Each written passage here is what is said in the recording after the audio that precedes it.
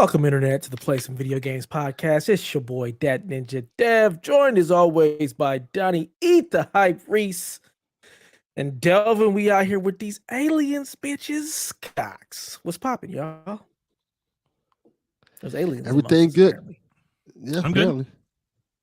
I'm just trying to get the Men in Black. Well, that sounds great. I took a nap. Came home. Was tired. Early day today. Was tired, and my eyes are kind of dry today. And I laid down, put my eye drops in, and I was like, I'm gonna take a nap. So I laid down about 8. Got a good hour or so. Afternoon naps are the best. Yeah, I'm not much of a napper. My wife is. Nap. She loves a nap. Schedule her whole day around it. I'm not much of a napper. I don't necessarily nap all the time, but when I do, I nap in style. I love it. It's so great. I should nap more. What napping in style means? What does that even? What does that even mean? Just coolly, just in front of the big TV on the couch. Something's playing. I don't know what's playing. It's watching me. But I wake up and it's just nighttime. I'm like, oh, this is great. I just time jumped or something. Yeah, I can't do that. I have a hard time. I don't keep a regular sleep schedule naturally. So if I get a nap, it all kinds of fucked up. Yeah. Like the Hulk is always angry. I'm always tired. So I can take a nap and it won't affect my sleep one way or the other. You can just wake up and go back to sleep. Mm-hmm. If I get a good 2 or 3 hour nap in, I won't sleep. I'll stay up for the rest of the day. I did that night. That's why I don't nap. Whereas my wife, she has like a scheduled program nap like every Sunday at 2. Like every Sunday, man, she gets a nap on the couch, like clockwork. She's got to have it. Like she just shuts down. I'm like, would you get your ass up? There's a whole day here. So. Yeah, my wife definitely enjoys a good Sunday nap or just a good daytime nap in general. She's also got rheumatoid arthritis, which always just makes her tired regardless. So she'll take a nap. She'll throw on some I Love Lucy or some Twilight Zone and just sail away. See you away. Not bad. Not bad. I always feel like, I don't know, it's wasteful, especially on a weekend. You know, it's like you only get so much of this at all and you just want to spend it napping. Like, just wait a couple hours and go to sleep then. Yeah. I'm just tired. So I just push through. Even when I Peachy Road Race, right? You guys know, we activate at 4. I start my day at 3. I never come home and go to sleep. I come home and stay up the whole day, and then I go to sleep that night. Because if I go to sleep, I'll wake up at 6, and I ain't going back to sleep till the next day. And I'll be up all night long. Damn. Yeah, nah, couldn't do it. I would definitely come home and get a nap. But my naps always consist of me on the couch, cuddling with one of the kids while we're watching something, and I just fall asleep. It's glorious. Absolutely glorious. That's good. Nice. Yep. That's really good. So, Donnie, let's start with you because you've played a lot of things here. So let's jump right into it. Well, compared to me and Delvin, who's got 2 things. You've got multiple things. Okay. Yeah, I guess so. It's so funny. It's just the things I've been playing the last couple of days and none of this. So this just feels like long ago. This is old news to me. You guys see Colorado's leaving the Pac-12? Didn't know that. How did I see that? Yeah. They left the Pac-12 like almost 15 years ago. They left the Big 12 to go to the Pac-12. And now they're leaving the Pac-12 to go where? Back to the Big 12. I hate college football. Does that just make it the Pac-11 and the Big 13 now? No, there's like 15 teams in the Pac-12 now. Why is it and called when they leave the Pac-12, there's only going to be like 9 teams at the moment. Because USC and UCLA have also left. I don't care. And Colorado's going back to the Big 12, which no longer has Texas A&M, Oklahoma, Texas, or Nebraska in it. The Pac-12 that we grew up, that we know of. Guess who's in the Big 12 now? So weird. Central Florida. That's West weird. Virginia. Weird, huh? This all means nothing to me. Weird. Real weird. Dumb, dude. It's dumb. I'm on my soapbox today because I've followed this story and it kind of broke off today, and I've lost so much joy in admiration for college football over the years. It You could absolutely have just left used it. to I lost be so much joy. my favorite. It used to be my absolute favorite sport. I loved it. And all I've heard, like in the news about college football for the last 6 to 8 years has been nothing but money. That's all it is now. It's just which conferences have the money, which schools are going to the conference for the money, which schools have the money to pay the players, which players are getting the most money, which schools are buying the other schools' players that are already there. It's just constant money talk. That's This all is it a is. revelation. They're just saying the quiet part out loud. It's always been that way. This is not new. We just can talk about it. It's out in the No, open it is now. new. It's not. It hasn't always been this way. Go watch the program. I've seen Like, the I know you've program. seen I'm aware that oh, players used to get deals. It's different now. It's not the same. always been that way. It's always been that way. It hasn't. It's just out in the open now. Now we got the Nope. NIL stuff. So now we can really pay people and not have to do it under the table. I have to slide a little envelope in your coat. It's sucks. But yeah, video games. I played. Which one? Pick one. What do you want to? Let's talk about the Crew. I got in the Crew Motorfest beta. I was excited about it. I'm excited to play the game. The beta should not have been available for PC users at all. Just rendered useless. Just absolutely useless. Just trash. 100% garbage. The thing could not run. So when I started it, it starts off with like just like Forza, it starts off with like an opening cutscene, right? That, like an interactive cutscene that you'll eventually take over. That cutscene was running at like 13 frames a second. I was like, oh boy. And then here, my dumb self, I go, okay, it's a beta. Maybe it'll get better once the game starts. Nope, absolutely got worse. Got worse from there. Oh, how do you get worse? so it's looking like a Speed Racer cartoon. A quick Google search, and you'll find out there's a widespread issue. Reddit's lit up with it. Everybody's reporting, like everybody's like, what is wrong with the PC version? And then on Reddit, there was a group. They're like, we think we fixed it. They're like, we got it working at like 35 frames a second. If you uninstall OBS on your computer, because OBS is some package that, I don't know, the drivers don't. I was like, I'm not uninstalling programs. Like, what are we talking for a beta? What are you guys doing? It's like, nah. Why should OBS, even if it's not running, it should be causing it has some plugin that runs in the background that you can't disable. You have to uninstall to take it off or whatever. They found that they got it working, but only got it working till like 30. And I was like, yeah, no, I'll just play this later when it comes out on sale. Like, I've got Forza coming. I don't need this game at all this year. I was looking forward to it, but I'll wait. So the sad state of PC gaming. Just it looks like is broken. Another maybe who knows? It's a beta, right? But possibly another coming in hot subpar PC port. We will see. That's disappointing. It is disappointing. Jeez. So I played the WrestleQuest beta that was on PC. I've played a little bit of WrestleQuest, maybe a couple hours. How did you like it? It's okay. I get what they're going for. Oh. You know, it's exactly. I mean, I'm not saying anything revolutionary. It's turn-based, which isn't particularly my jam, right? It's turn-based. Yeah, we knew that going to it's turn-based. So they do like this weird thing where you have like a stamina meter that you can like mana that you can like pull from to make attacks and special attacks. And then when you press an attack, it'll do damage. But then there's like a quick time event where you can stack that damage or reverse. So it doesn't feel just like a turn-based, like you're not just pressing the button and watching. There is like some interactivity. So you may punch the person. You may just like use the punch attack. And when you punch the opponent in the ring, they might bounce off the ropes and come back to you. And if you hit the quick time event, you may get a double punch in. Or if they attack you and the quick time event comes, if you hit that, you may get a reversal. And then like you get power-ups where you can have like a manager come in and interfere, or a tag team partner, or you can do a special move. There's a quick time event for pins.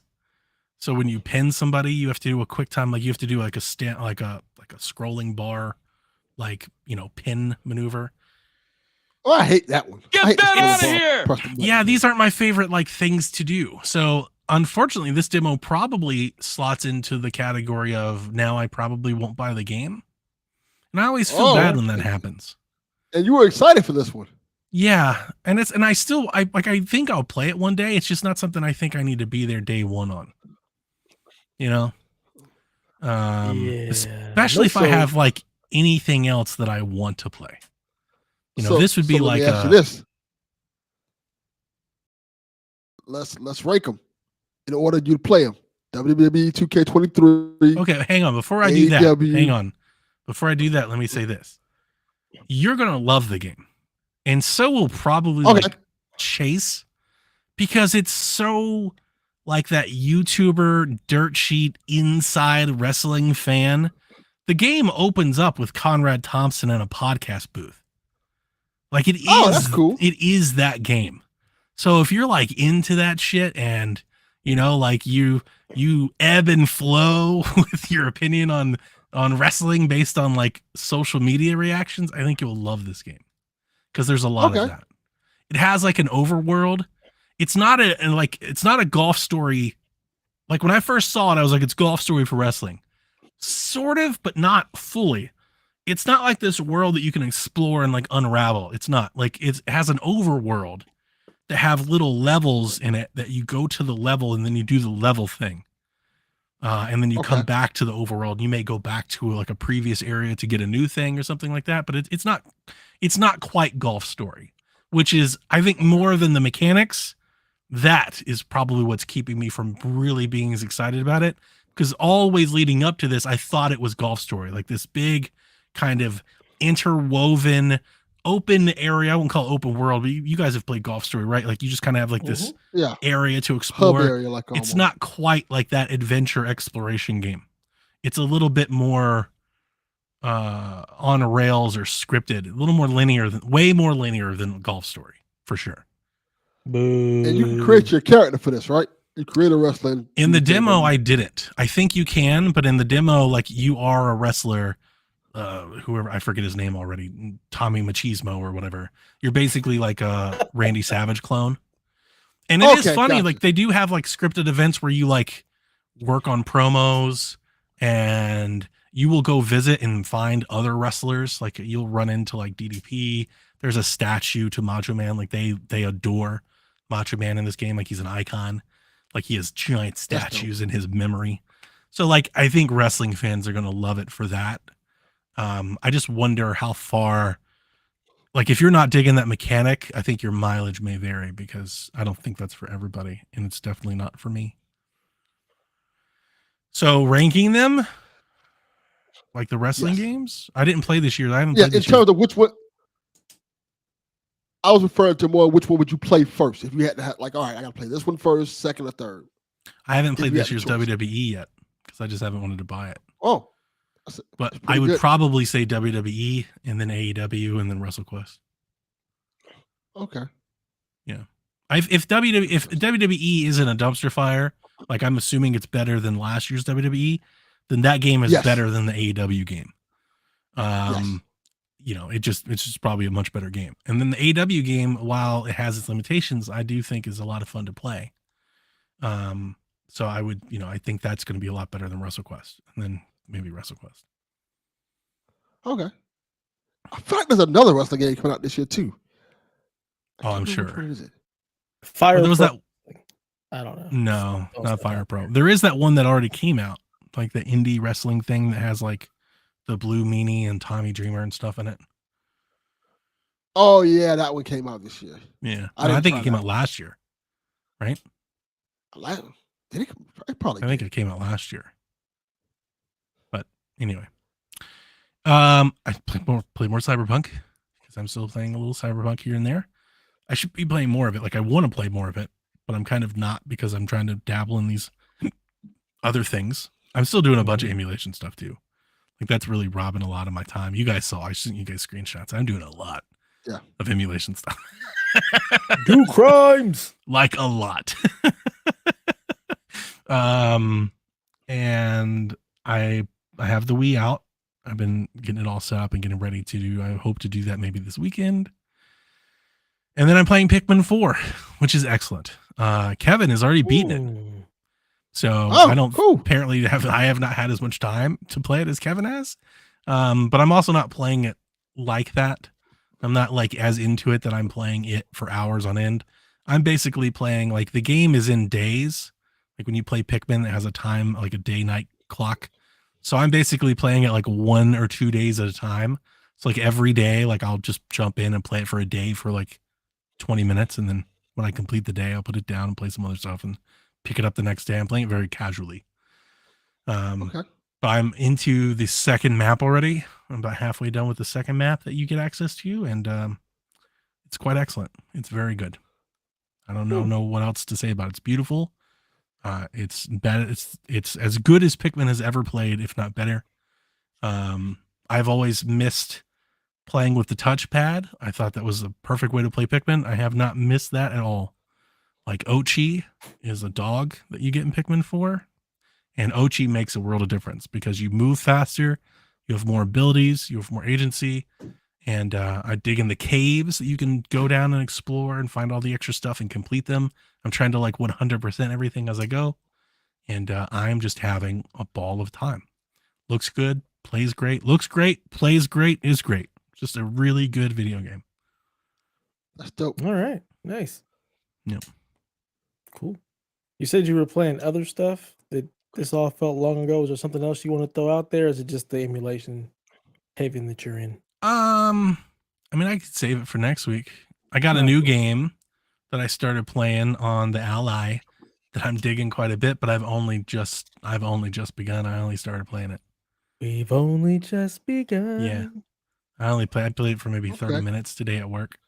Carried my Ally with me, and I was like, dude, this is rad. So I'm probably gonna like play a lot of it this weekend and put Pikmin, maybe on the back burner a little. I don't know. And play that. It's not a big game, it's like a small game. Okay, good. I look forward to hearing it next week. But until that time, Delvin, what the hell are you up to? I've been pretty good. I'm playing. Well, I finished Oxenfree 2. I enjoyed it. It's a pretty solid game. I don't like it as much as I like number 1.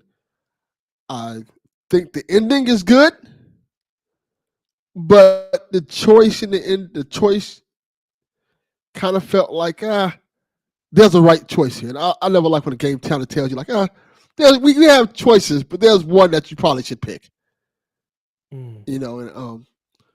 But I enjoyed my time, and I think it's a well thought out game. If you like the first one, you'll probably like this one. I didn't. I don't think the character.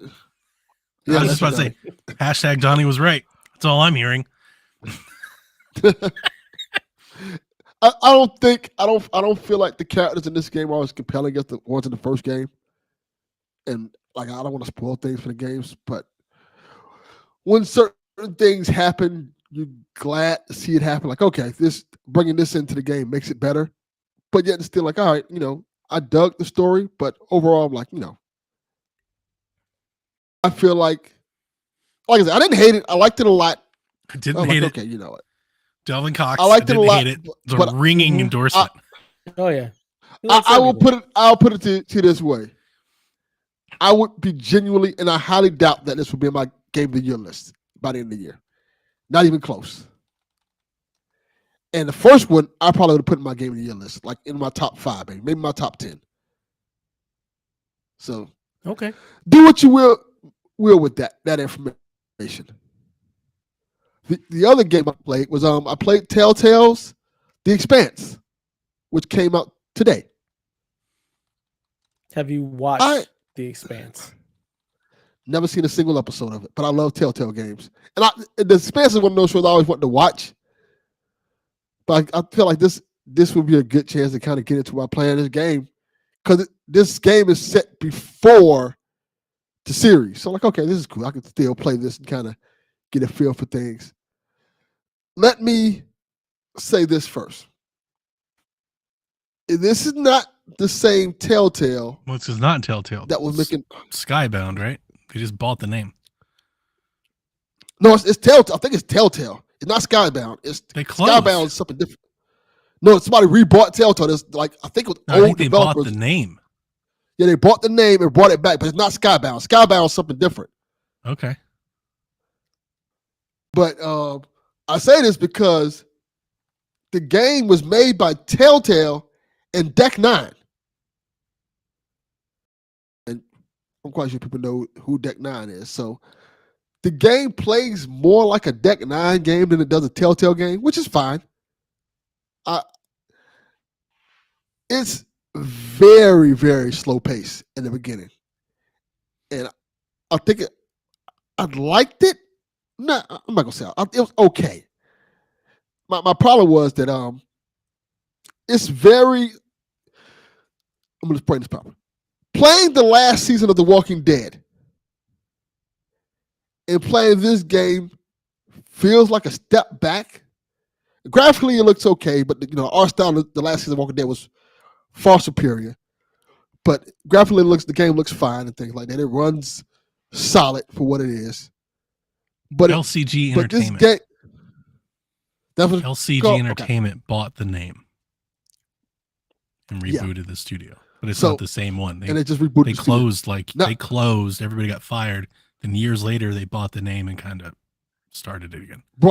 There's some people from original Telltale there, but not everyone, if I remember correctly. And Deck 9 worked, like I said, Deck 9 worked on this game with them. And this feels more like a Deck 9 project than it does a Telltale project, which is fine if you like Deck 9 games. It feels like to me at least, it feels like they're trying to get that Telltale formula down, but don't have it right just yet. Like, you know how most Telltale games, you'll play the episode and it's slow at the beginning, and then you get to that end point and you're like hyped up, and then it just ends. You're like, okay, now I'm hyped for the next episode.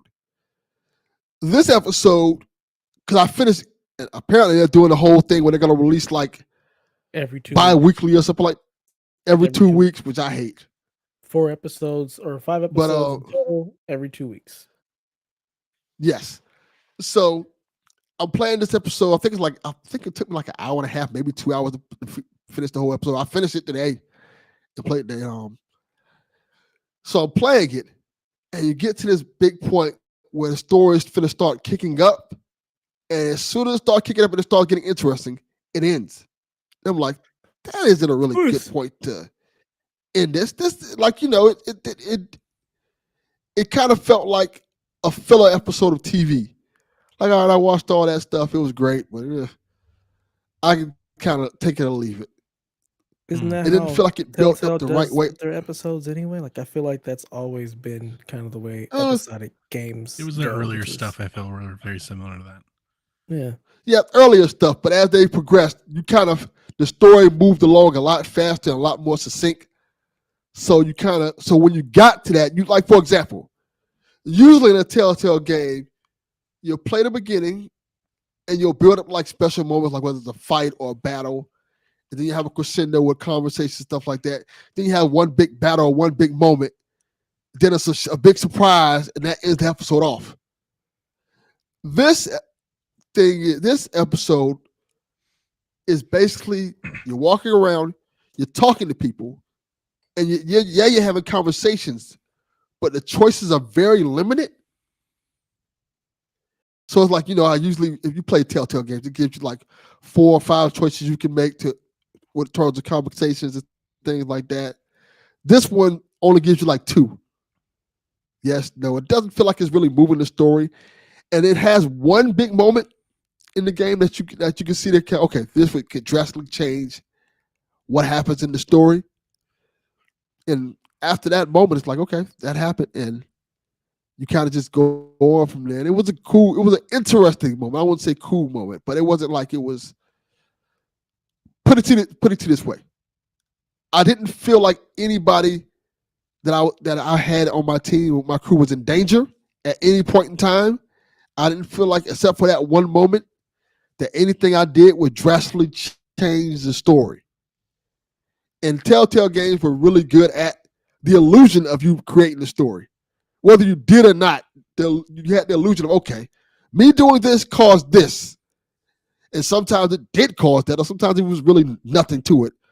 But the illusion of that always kept you going forth with the game. And we don't have that yet with this. I'm still interested to see how far they go and what they like that. I know that this wasn't supposed to be the first game. The first game was supposed to be a Wolf Among Us 2, but that got delayed. Yep. So I kind feel of like Netflix should be making these games. I kind of agree. How much these apply in a console space anymore. Like even like a Life is Strange, for as much as I love it, I just wonder if it would have a much bigger opportunity, like as a Netflix, property, and kind of what they're trying to do, where they're trying to weave interactivity with video games and drama. Yep, it probably would fit better there. Honestly speaking, it probably would fit better there. I'm just not interested in the IP. The moment they were like, it's The Expanse, I was like, oh, I'll never play that. Yeah, because we know how you feel about space. I didn't even know it was about space. Yeah. The Expanse is one of those shows that people tell me I should watch, and I always get ready to watch it, but I always forget which show is it, because there's The Expanse and then there's The Extent, which are two very different shows. Did you know that, Dev? There's only The Expanse. I don't even know what the hell you just said. There's only The Expanse. Yeah. So I'm gonna this did make me want to watch The Expanse, because it seems like my type of sci-fi, and I kind of was digging the episode. Absolutely love The Expanse. It is one of my favorite television shows of all time. Absolutely. Also, there you go. I'm not going to play this game now. I know better. No, thank you. Yeah, smart man. You don't like Telltale, so yeah, you probably wouldn't play it. I don't dislike Telltale. Overall, I don't like episodic games. No, Delvin did that, so I don't have to go through that. But yeah, it's okay so far. Especially it's not the Telltale that I want. It is. Yeah, super spectacular, which is right up Delvin's alley. It's true. He's gonna tell us at the end. It's okay. He liked it. I'm like, I liked it. I didn't hate it. It's just okay. It's cool. I didn't hate it. Yeah, Delvin Cox. It's okay. Yeah, didn't hate it. We should come up with a Delvin Cox scale. That's a good idea. It's like great. It's great. I liked it. I didn't hate it. I liked it. The 3-tier scale of Delvin Cox. 1000%. From now on, when you do reviews, it's not even going to be stars. It's going to be, it's great. I liked it. I didn't hate it. Didn't hate it. There you go. I like it. So far, we have 2 I didn't hate it. You're on a roll. Yeah. He's on fire. But yeah, it's okay. Nice. Kind of just like this there. It's not the Telltale I want, but maybe it's the Telltale I need right now. No, it's not. Me from playing Zelda so much. It's not the Telltale you need either. I don't think so. Maybe. Because I've been playing too much Zelda. We'll see if the wolf returns, if they can actually return to form. Because if they don't nail that, I hope they do. Then it'll be time to ask, like, did this need to come back? Right. If they don't nail Wolf, then I might be off the ship. Then I might be like, all right, it's time for me to leave. That's saying a lot from this party's over with. I was gonna say, Man of Medan, biggest super fan. Right, that's a lie. You'll be right back on the board as soon as they have something else. Damn, I am a Telltale fan. Game. And this motherfuckers will be like collector's editions. It'll be Green Lantern. Oh yeah, Telltale's Green Lantern. He's gonna be all in. 1000%. That's not a. Depends on what Green Lantern it is. No, it doesn't. John Stewart. Got to be the right. No, it doesn't. Yeah, it doesn't depend on that at all. I have to do the Aquaman, the Telltale adventure. He's all in. He will be. Fuck Aquaman. Aquaman sucks. Yeah, and you let Telltale do it, and you'll be buy there. everything. Yeah, 100% you will be. Nah. Yep. Nah, I'm good. Drink that Zoa energy drink. Yeah, exactly. Like, I got it for $1. It just there was a guy outside of GameStop. He was selling it for $1. He drinks the Rock shitty energy drink. It's not great. You don't say. I agree. You didn't hate it? No. You didn't hate it? You're right. I didn't hate it. You look like you just took a giant swig of Mad Dog. Like your face. You're just like, I didn't hate it. I didn't hate it. Yeah. You look like you're struggling to put it down. I realize drinking this, I see why it was $1. Yeah. Yep. I see why I was on clearance. How are you doing Tears of the Kingdom? Maybe. We talked about The Expanse way too much, by the way. And sometimes we just gotta end it. It was a Delvin Delvin was telling you. Yeah. So you know it's got to go around. We're bearing the lead, though. Way here. How are you doing Tears of the Kingdom? I'm doing good. I'm enjoying it. Still having a great time with the game. Yeah. I think playing the other games made me miss it a little bit, so that's great. I got in like, I was getting in the funk of playing like, oh, I need to play something else just to kind of clean my palate a little bit. So playing those other games helped with that a lot. Nice. I'm just exploring the world still, and have you done all the temples yet? Korok seeds and not yet. I have 2 more to do. I have almost all of the memories, which is great. I think I need like 2 or 1 left. I went to the village that was being raided by people. Yeah. Save that. Then they're like, hey, we need to help rebuild this shit. I'm like, fuck y'all, I'm leaving. It's not my job. I didn't fuck this up. why is that responsibility on me? Like, yo, hey, can you help us? Like, no. Then they asked us for some absurd thing. Bring us 30 logs. Fuck you mean bring us 30 logs? Can't you get those logs? Why is Link the only person who can do this stuff? Like, no. Real talk. Fuck off. I'm leaving. This is why you're in the predicament you're in now, because you can't take care of yourself. I'm tired. I'm interested to hear when you get closer towards the end game how you feel. Yeah. From what I've been told, the end game is very hard. So I was going to I wouldn't say it's very hard. The final boss is challenging. If you're not prepared, like unless you're just really good, if you're not prepared, you will get smoked. Like I never claimed to be good. I have played Zelda my whole life. Like I am fully capable Zelda player and got smoked. Was not prepared. Like absolutely got wrecked. Was like, oh, everyone tells me it's hard. That's not exactly what I'm talking about. I'm talking about after. There's like some game after the temples, but before the end, and I'd be interested in hearing more about that. Okay, gotcha. Because I'm like, once they told me that, like, maybe I should get more hearts. The ending's incredible. It wasn't. Here's the thing: it wasn't a heart thing. You can get more hearts. I mean, if you want, we can do spoilers, or I can just give you hints or tips. I don't know, and the internet will never ever not accept spoilers. But I mean, dear Lord, it's almost August at this point.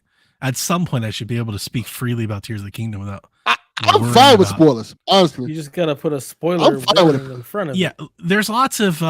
It's very gloomy. So, like, you'll lose hearts. So you need to be prepared to recover gloom hearts, which you can, like with recipes and fairies and potions, or you need the gloom armor and you need to have it like leveled up, which I did not. And I was like, oh, like I'm getting worked over here. As long as you do some of those things, you'll be fine. Because you will die. I guarantee you'll die. If any of us, like you're not normal, you're not common if you can do that entire boss battle without dying. I'd be seriously impressed to watch any of us do that. I'm like, wow. I mean, I think it's possible. It's not hard. Like the boss has tells and everything, but it's tough. Like you're gonna get hit, and he hits hard. You know, this isn't a Ganon of the past. You're not gonna take 8 hits before you die. You get like twice, you're dead. And I had like 15, 20 hearts. You know, so just To my understanding, be prepared. You have to upgrade your armor to stop that from happening as much. Yeah, there's a specific armor that will make you immune to the gloom, or at least let you recover the gloom hearts. There are recipes that you can have, and that's what I did. Instead of getting the gloom armor, I just went and loaded up. I just went and like you can prep, right? I just went and prepped, and I had a ton of meals that gave me like 15 hearts, and I had a ton of potions that recover gloom hearts, and I just brooded my way through it. You know, I just cheesed it. Which I don't apologize at all. I think that's half of what makes Breath of the Wild and Tears of the Kingdom great, is figuring out how to do it your own way. But I looked it up when I got smoked, and there were a lot of people like, you need this armor. And I was like, not doing that. I'm here at the end. I'm not doing all that. Like, this is it. I'm done with this. This ends tonight. You know, you get that point where you reach a game, you're like, this is it. Okay. No more. I will say this. Point of no return. That's it. I was watching someone play it, like I think for like a temple or something like that. And I noticed everybody had all these. Everybody I watched like play certain parts of it have all this money and all the little bombs. And like, why do they have all this shit? Are they duping items? And they're like, Yes. That's what Jack's doing. Oh. I'm like, Jack was doing that shit hard. maybe. Jack had like 12 high roll shields. Jack is like, he's all about it. He's just glitching this shit out of the game. Yeah. And I saw how you do it and like, that's a lot of goddamn work. So like, yeah, I do all this stupid shit. I'm like, nah. I've seen it, but I don't really remember. You gotta like jump off a horse and flip a guy and all this shit. What the fuck is this shit? Jack showed it to me and it wasn't very hard. Yeah, I watched the whole I mean, video. if Jack can do it, right? If Jack can do it, like he can't be that much. Well, your kid's smart. I'll tell you though, I'm not that smart. the build to the Ganon fight is epic, and the resolution to the Ganon fight is like it is an epic. Oh! I've openly said that like Tears of the Kingdom doesn't feel very special to me. I'm not like really beholden to it. I don't know what it is, but like my fan meter, my hype, whatever we want to call it, that magical like Zelda feeling that I have with Wind Waker and Ocarina and Link to the Past and Breath of the Wild, I don't have with Tears of the Kingdom. But the ending is the best ending in a Zelda video game. Okay. That I agree with. Like that I think is like just the final boss fight, best final boss in a Zelda game ever. That actually did a lot for me. Because had that not been the case, I think I would have been much harder on the game, to be honest with you. Like that really kind of softened me a bit. Because by the time I got there, before I kind of started that quest, I was really like starting to get kind of grumpy over it. I was about to show up to Shaq one day with some angry thoughts. and then I had that kind of experience and I was like, all right, it wasn't that bad. It's pretty good. Good. Glad you didn't turn The Last of Us 2 on it. That's good. Almost. It wasn't that bad. There. It wasn't that bad. But it was frustrating. I was towards the end of the game, I was very frustrated at one point. I was like, I got frustrated to the point where I was like, I need this to end. I need to put this down already. You know. I'm not there yet. That's the good thing. I'm not. I wasn't at your point. I wasn't either. I'm 100, and I'm not trying to tell you that you will be. I'm not saying that all. By all accounts, I feel like maybe I'm on the outsider on this one, but it was that like last third act, like when I got to the fourth temple, it just by everything that I had done to that point, I just feel like I had done too much of it. I'm like, this game is just recycling too many of the same. I just keep doing the same thing. And there's this one particular point of the game where I was like really over it. I was like, oh my God, I want to throw this shit out in the yard. I'm so tired of doing this already. But they did kind of salvage it at the end. Yeah, I get what you're saying. I know you were talking about on Shaq how the shrines kind of get samey at certain points. Yeah, like, all right. They don't do enough tricks. There's not enough to differentiate them. Like after you've done about 40 or so, you feel like you've done them all. Which I think people said the same thing with Breath of the Wild 1, and I don't know. I just didn't feel that way with Breath of the Wild 1. I think it's because I think the difference is in Breath of the Wild 1, that was the grind mechanic, the shrines. In Tears of the Kingdom, there's like 4 grind systems. It's the shrines, it's the caves, it's the batteries, it's too many of them. It's too much grinding. I just think the balance is off for me. It's all grind. It's all grind for like 90 minutes of story. And I just feel like there's just not enough balance there. It's like, nah, if you're going to ask me to do all of this, I'm going to need you to do a little more of that. I just didn't feel like the payoff was strong. I think that's really my main, and for the record, for anybody listening, if you don't listen to Shaq, Tears of the Kingdom is still my #1 game of the year right now. So far, it's the best game I've played this year. But I don't think it's without fault, and that would be my main fault. Is I think it's lacking some balance. A lot of fun. I had a lot of fun with it. I think it improves over Breath of the Wild in the right ways. But it's not. There was a lot of talk when it came out. People were like, "This game destroys Breath of the Wild. It smokes Breath of the Wild. Breath of the Wild looks like a demo." And I just don't agree. Yeah. I don't like. I think I like Breath of the Wild more as a game. I kind of dig what you're saying about the grind. It's too much grinding. You gotta build up the battery. It really is. You gotta build up the stamina. Then you gotta build up your heart. Then you gotta have a whole bunch of center lines. It's a lot. When I was saying that, people were like, "Yeah, but it's optional. You don't have to do it." And then you reach the end of the game, and you're like, "Nah, but you kind of do." Yeah. Like, I'm sure somebody out there doesn't have to do it, but the majority of people will have to do it. Like, you will have to grind at some point. You will have to. Yeah, there's certain points in the game where you need the stamina and you need like, the can you batteries beat the and stuff like that, game so with you no have to do it. stamina and 6 hearts? And like, I'm sure somebody out there can. Can most people do that? Absolutely not. Nah. And they're gonna hate their time with it. It's And gonna ruin anything, your I feel like experience. Breath of the Wild was more open in that regard. I think Breath of the Wild was easier to race to the end without doing it. It was more optional in Breath of the Wild. In Tears of the Kingdom, it feels more mandatory to me. It's more required. You have to do it, or you won't get through. Good to know. Probably never picking this one back up. Did you ever get a tipple? Who? Give me my gift card. Damn it. That's $10 my way. Send it on over. We didn't take Hashtag Donnie was right. Yeah, my You didn't son do none of owns the the temples? Switch.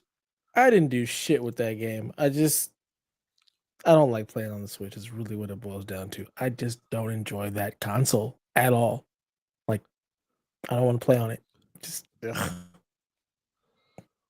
Wow. Yeah. So I get it's that up in my feeling. son's room. So I had that Last of he Us has it. 2 PlayStation Special Edition, and after I just couldn't stand to look at it. Like, you've got to go.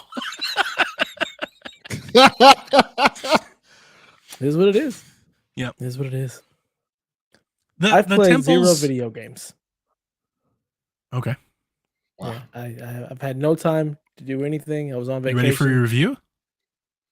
That'll be getting done tonight. I'll have to write that out. Okay. And post it all tonight. But yeah, I've played absolutely nothing since the last time we talked. I haven't turned on a console. Barely turned on my PC. I've done no video game things at all. Just You were on vacation. That makes sense. yeah. How was that?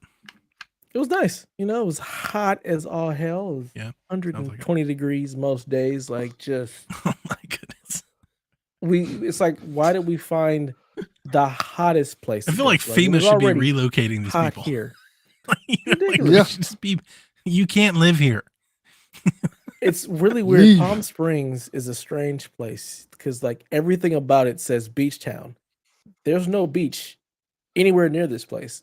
Me and the wife, when we got there, we were like, why does this exist? Who came here and why? Like, you roll in, it's like, oh, this is like a really nice beach town. There should be a beach right over the way. It's just heat. This Just desert. Oppressive desert heat. Oppressive heat. Just, it's ridiculous. Wow. But the house we were at was really nice. 15-bedroom house Wow. in the middle of nowhere. Nice. So like all the couples had their own little rooms and like their own Uh-oh. little suites. It Getting was it. really nice. Baby factory. Really nice. Yeah. There was no kids allowed. It was all adults. See? There was lots of Uh-huh. drinks. Yeah. Lots of drinks, lots of just good times. There was a chef that was there that was making the meals and everything. So Chef it was too? really nice. Yeah. You guys swap wives and stuff too, or? Absolutely. Yeah, the he hell did- not. I'm These just people- these asking. people- Hey, I'm just asking. No, You're in California and Was mansion. Adam 22 Got there? a chef. Yeah, like that. Yeah, I mean, I'm These- just saying. I'm just These saying, people man. are all saved. They're all Christians. They are all God. Saved by who? That'd be the people we'd be worried about. Yeah. No, Don't save them. They don't want to be no. saved. no. These are the actual. Oh, These God. aren't the bagos. Uh-huh. All right. Uh-huh. Yeah, so Uh-huh. no, there's none of that Uh-huh. nonsense. They just Yeah, pray my extra boy. hard on Sunday. Jesus forgive us Saturday night. I got some documentaries you need to watch, Dan. Nah. These are my people, and that's not them. Nah, Okay. Uh-huh. these are not them. But yeah, All my right, boy let me tell you. Raj went all out for his wife's 40th, and it was just a really good time. That is all You know out. what? I'll never go that out. That is. All out for my wife. Yeah, that's not happening. Yeah. She can't even hear this podcast. She'd be thinking, I'm like, absolutely not. Are you crazy? Yeah. Yeah, it was a really nice time. We just hung out. It was nice to actually sleep in and not have to hear children yelling and asking for food and take the Sure. dog out and all that stuff. So it was nice. Yeah. I was just like so exhausted. Like when I got there, my body was like, "Oh, you get to just relax. We're good. You're gonna be tired as hell this whole time because that's all You you're just gonna deflate? do." Yes, Just let it 1,000%. all It was go. just Yeah. like, That's good stuff. yeah. So Now you know what I be feeling when I go out of town. Like, Yeah. It's the best feeling. Much Leave me needed. alone. Then got to come back and didn't have to go into the office on Tuesday. So got back on Monday, work from home on Tuesday.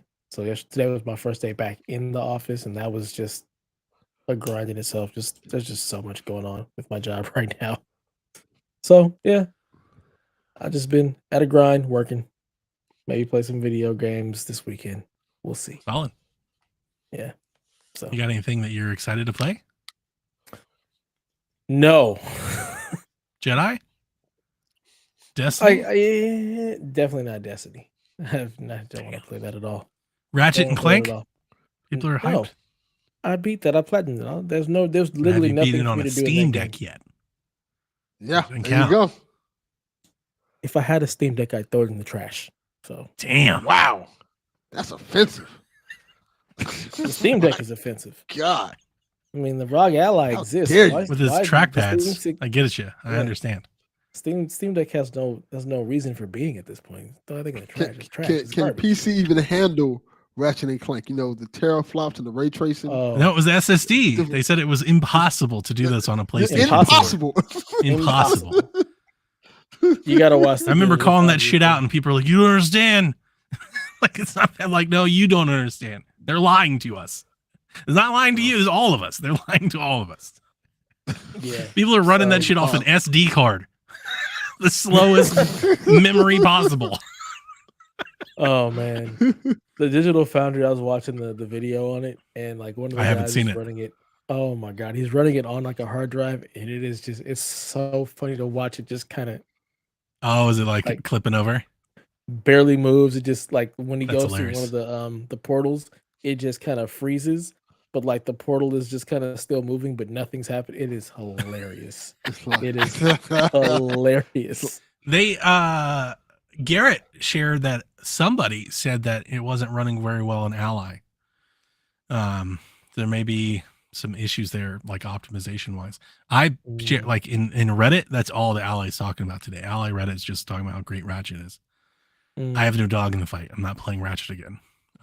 Yeah. But I've heard that people apparently it's running well on Steam Deck. If you call it running at like 30 frames well, it's performing. Nobody 30 frames. Get that shit out of here. All right. I wasn't playing that again. Kind of with you, but apparently that's well. It's running great. That's what that means. That's Delphins. I don't hate it. Yeah. I don't hate it. I don't hate it. But yeah, I won't be playing that again, even if I got it for free. Me neither, surprisingly. It'd have to be super cheap. It would have to be super cheap. Like if it went on sale for like $7, I might, but probably not. Yeah, probably. Yeah, I wouldn't even do that. I'd save. Like I liked Ratchet, but when we covered that then, I didn't like Ratchet nearly as much as you did. Yeah, I enjoyed the hell out of that game. I absolutely loved it. But I won't play it again. No, thank you, friend. Yeah. I felt like I had my fun with it when I played it the first time. Yeah. 1000%. So yeah, no Ratchet, no Steam Decks. Steam Decks are garbage. Fuck out of here. They're great.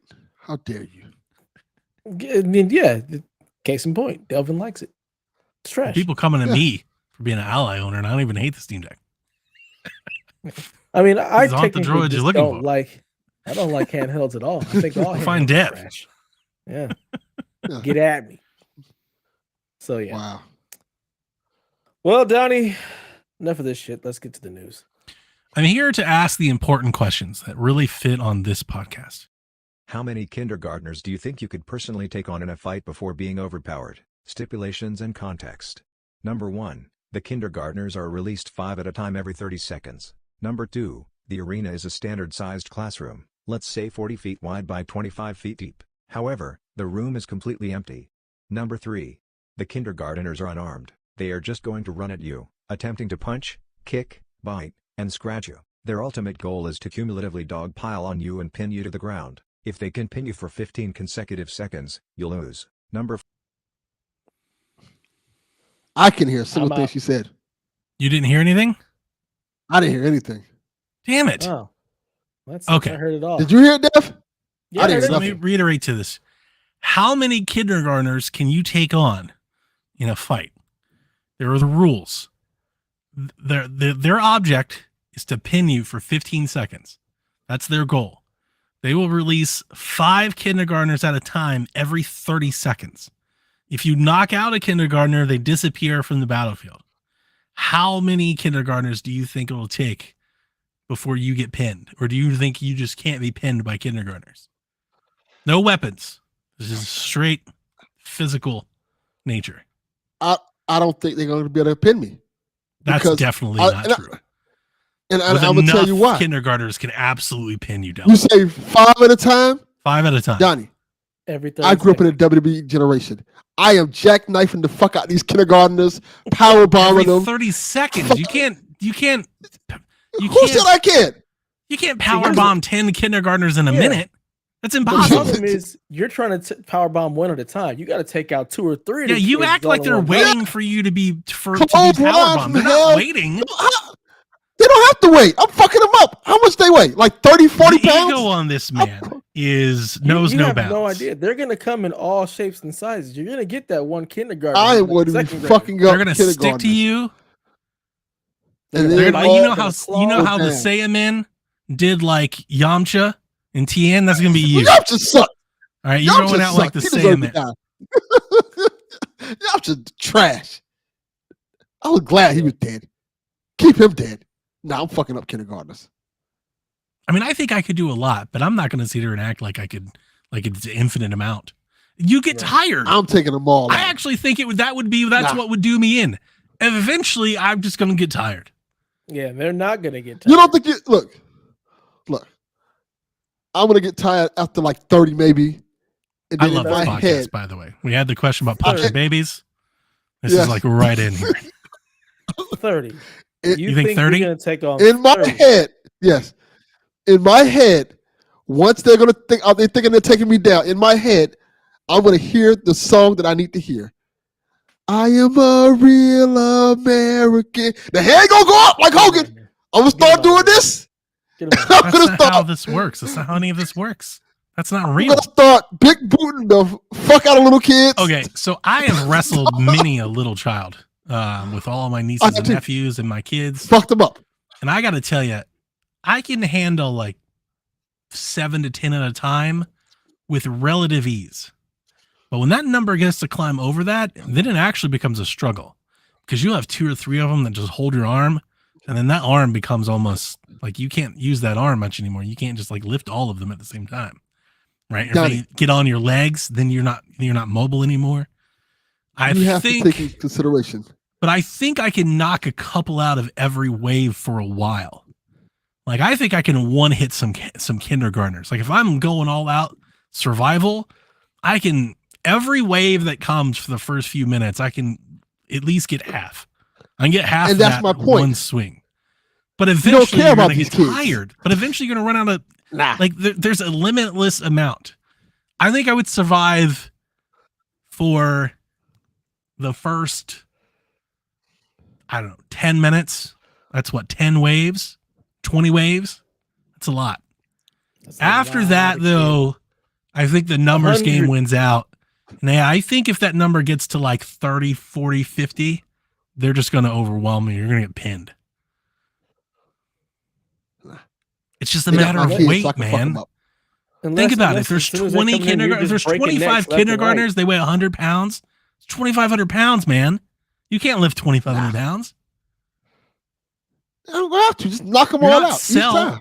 This isn't DBZ. I could be Tyson, just knocking them out left and right. But you're not Tyson. They're kindergartners. They're kindergartners. They can't fight. They don't need to fight. They are going to avoid and jump on you. Yeah, it's you're not going to have a chance to just. You're giving these kids too much credit. You're trying to swing out one of them, you're going to be getting attacked from all sides by more of them, Delvin. They're grabbing on your legs. They're grabbing on your arms. They're grabbing on your body. You can't move. You can't run. Like I think in your mind, you think they're all lining up in front of you. Like that's not happening. Just a bunch of clotheslines. You got 5 kindergartners coming at you from all angles at a time. Do you think you're taking out 4 or 5 of them that fast before they're jumping on you? Yes. And then the other 5 come in, and then another 5 come in? Now, how many seconds you said they're coming in? It's 30 seconds. Every 30 Five. seconds, 5 Every more 30 kindergartners seconds, come in, 5 get and released. they're coming in from all Okay. directions. Count. 30 seconds is a good while. Not Count really. to 30. Not Like 1, really. 2, 3. In 3 seconds, I can have 12 knocked out. Nah, they're What? not fucking these kids No, up. you can't. Why do you think that? Punch is all it takes. They're kindergartners. You're hoping that, but you're assuming that you can punch 2 of them in 3 seconds. How are you going to do that if one's in front of Yes, you, one's 'Cause behind they you? might not even make it to you in 3 seconds. Yeah. Also, I can grab one of these little fuckers by their legs and beat the other ones up with them. It's not they're Yeah, kindergartens. but you're going to get tired of that That's over. You taking can't do that for time, very yeah. long. So Nah, I'll do you're that for a gonna while. grab one kid by his legs and just start swinging around in a circle. But that's the question. Beating How the long other is a ones away. while? You can't do that for days. You're gonna be so tired. I Don't can do beat that. shot kindergartens for days. No, Now, you if can't. it You're was over 40. You're not being If it was honest with third- yourself. full- Yeah. You're not being honest Yeah, with yeah. us, I'm but fucking more up importantly, kindergarten. you're not being honest with yourself. You're letting Nah. yourself down. If it was 3rd or 4th grade, I'm like, okay, I don't stand a chance. Kindergartners, nah, I'm fucking these kindergartners. I You want to gotta find like some realize- lucha libre, like little people, and put them in the ring with Delvin so he can like get a Right. lesson. I There's feel like gonna be a, some But of those are not kindergartners kindergartners. that are gonna humbling is feel due like here. 2nd or 3rd graders, because you got to realize they're not all going to be the little small kid. There's going to be some of them chunky boys. It's Yeah. not going to be Yeah, a good I time. now fucking them kids up, all of them. You're also not Every factoring like last the one. height difference. You're not Mhm. punching like a man in front of you. You have to You gotta swing get down down to on the that ground level. and stuff. Or kick 'em. I am a grown man. Think about it like this. I am a I grown love that man even with in a grown man's strength. hypothetical, he can't admit any amount of like No, vulnerability. None. it's not gonna happen. He's just like, 'Cause- I am the king of the jungle. When we all know he's not. You're No. absolutely Yeah. not, No. Delvin. No, You strike because fear think- into think the about hearts this of logic. nobody. no, One of them it's kids not is going happening. to get close enough and kick you in the nuts. Yeah, Is listen. going to A bite your good bite to calf. the Nah. calf and you're going down. You are Nah. old. You Right. are Nah. old. Get these kids up. You're the old of I'm us. wearing steel toe boots and fucking these kids up. Not happening. There's no weapons. Shoes That's are a not part of weapons. the rules. No, steel toe boats are weapons. There are no weapons. Those are definitely That's weapons. not a weapon. That's a shoe. That is a weapon. It's a Okay, I wear Converse and fuck them up. Yeah. Kids are getting fucked up. You're ruining the question. You're You're gonna- not you're being gonna true No, to I'm get yourself. the kid- question. You're not I being am true to being true. yourself. kid or 3. You're fighting the scenario. You're gonna get a couple of them, but Yeah, they're gonna we're all overwhelm going to get a you few lot of them, a lot faster. of them. Like I'm saying, Nah, the I first am fucking dozen these or kids. 20 or so, I'm good. I'd be sitting there bouncing like Brock Lesnar, like, oh man, this is easy. You do that for an hour, dude, you're going to be tired as hell. Like Much like Captain 100%. America. I can do this all day. I don't have a problem fucking up kids. It's not about the Easy problem work. picking up kids. It's just the amount of children that are going to be attacking It's Keep bringing from endless. all angles. It's endless. Keep bringing them. Yeah. Keep bringing them. That sounds like fun.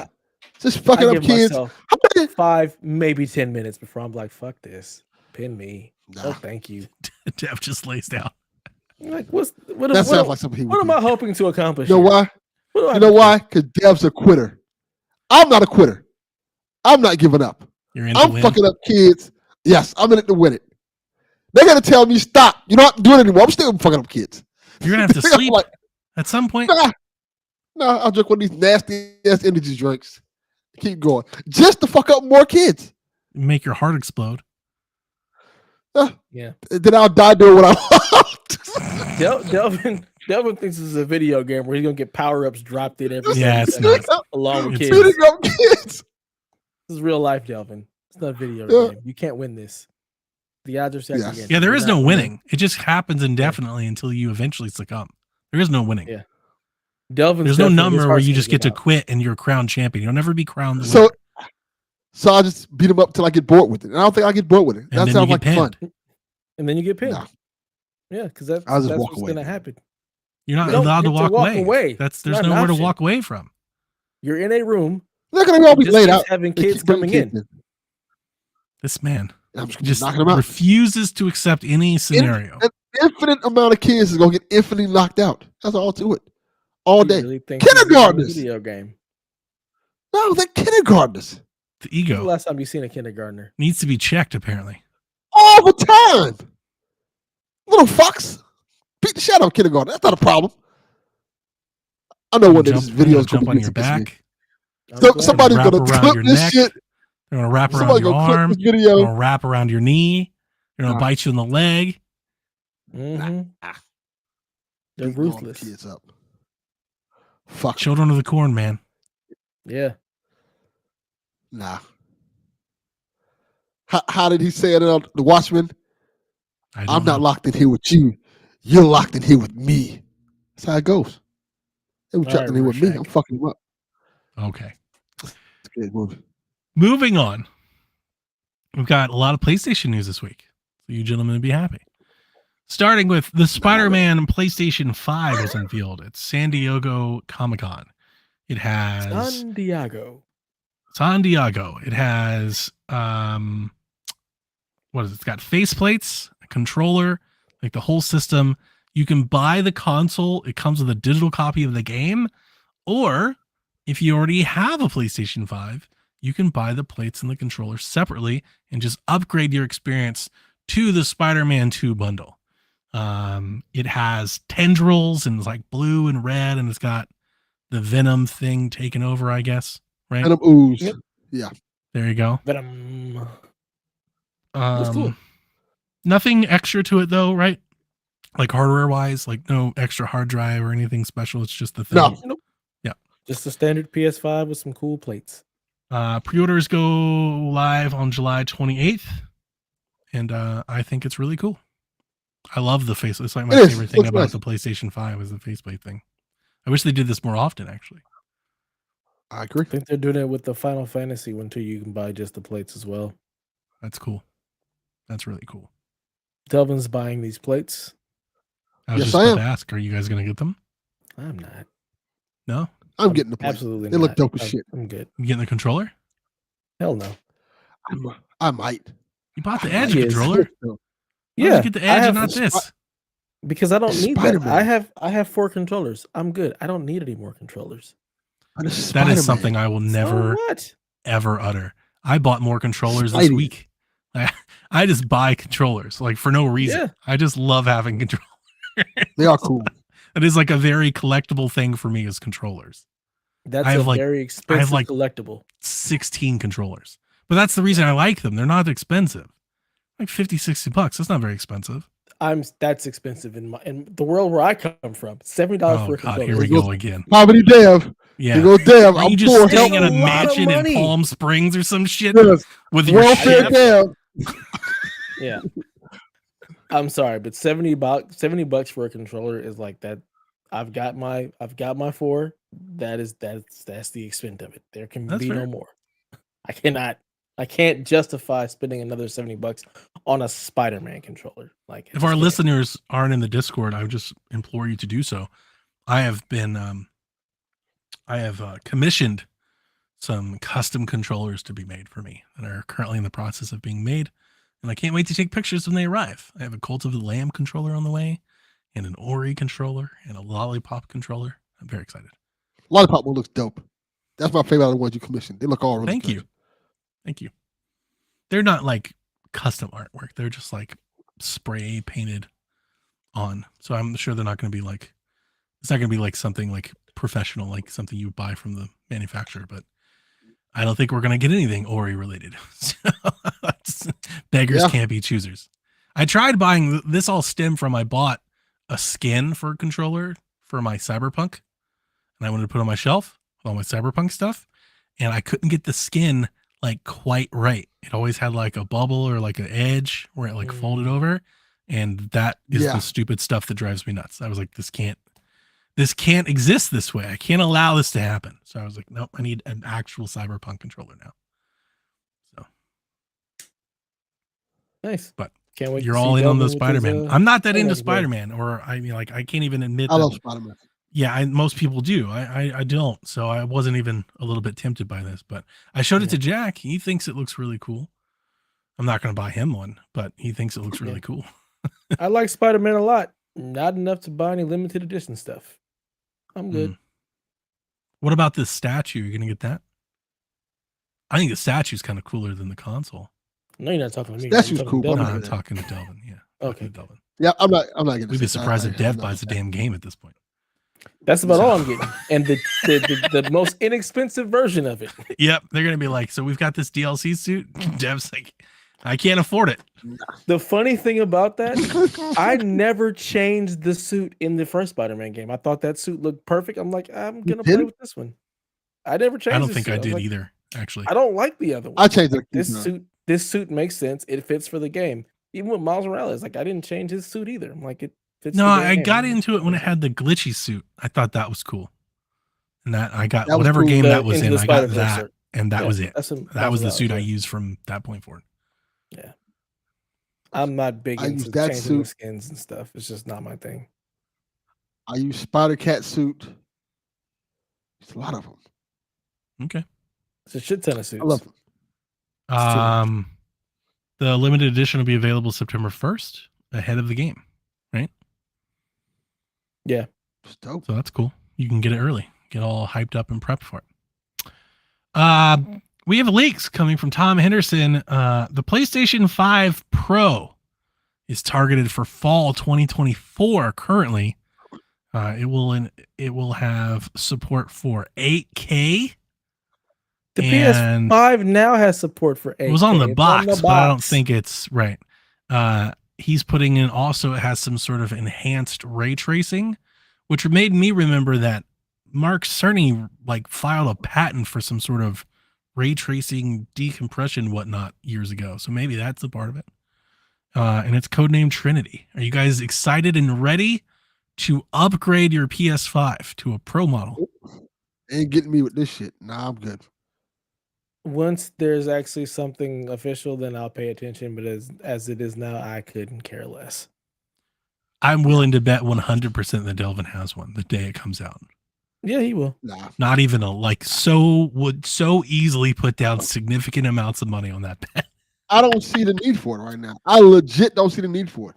You bought a PlayStation VR. I don't think anybody Well, sees the need for that at all. Nope. Yeah, I'm starting to regret that decision. Like, yeah. But even this, I'm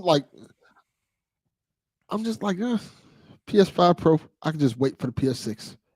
I generally feel that most console players that I see reacting to these sorts of comments and news don't feel like they've gotten not even like enough out of their consoles, but like much of anything out of their console. Like most people I see reacting to this is like, dude, I've played like 3 games on this console. You already come up with another one. Like it's not even like can it do anything better? It's like, how about you start releasing some games first? Seems to be like the standard response that I see to this. Yeah, and you know what? At least to me, it feels like I'm finally getting my PS5 the way I want it to get.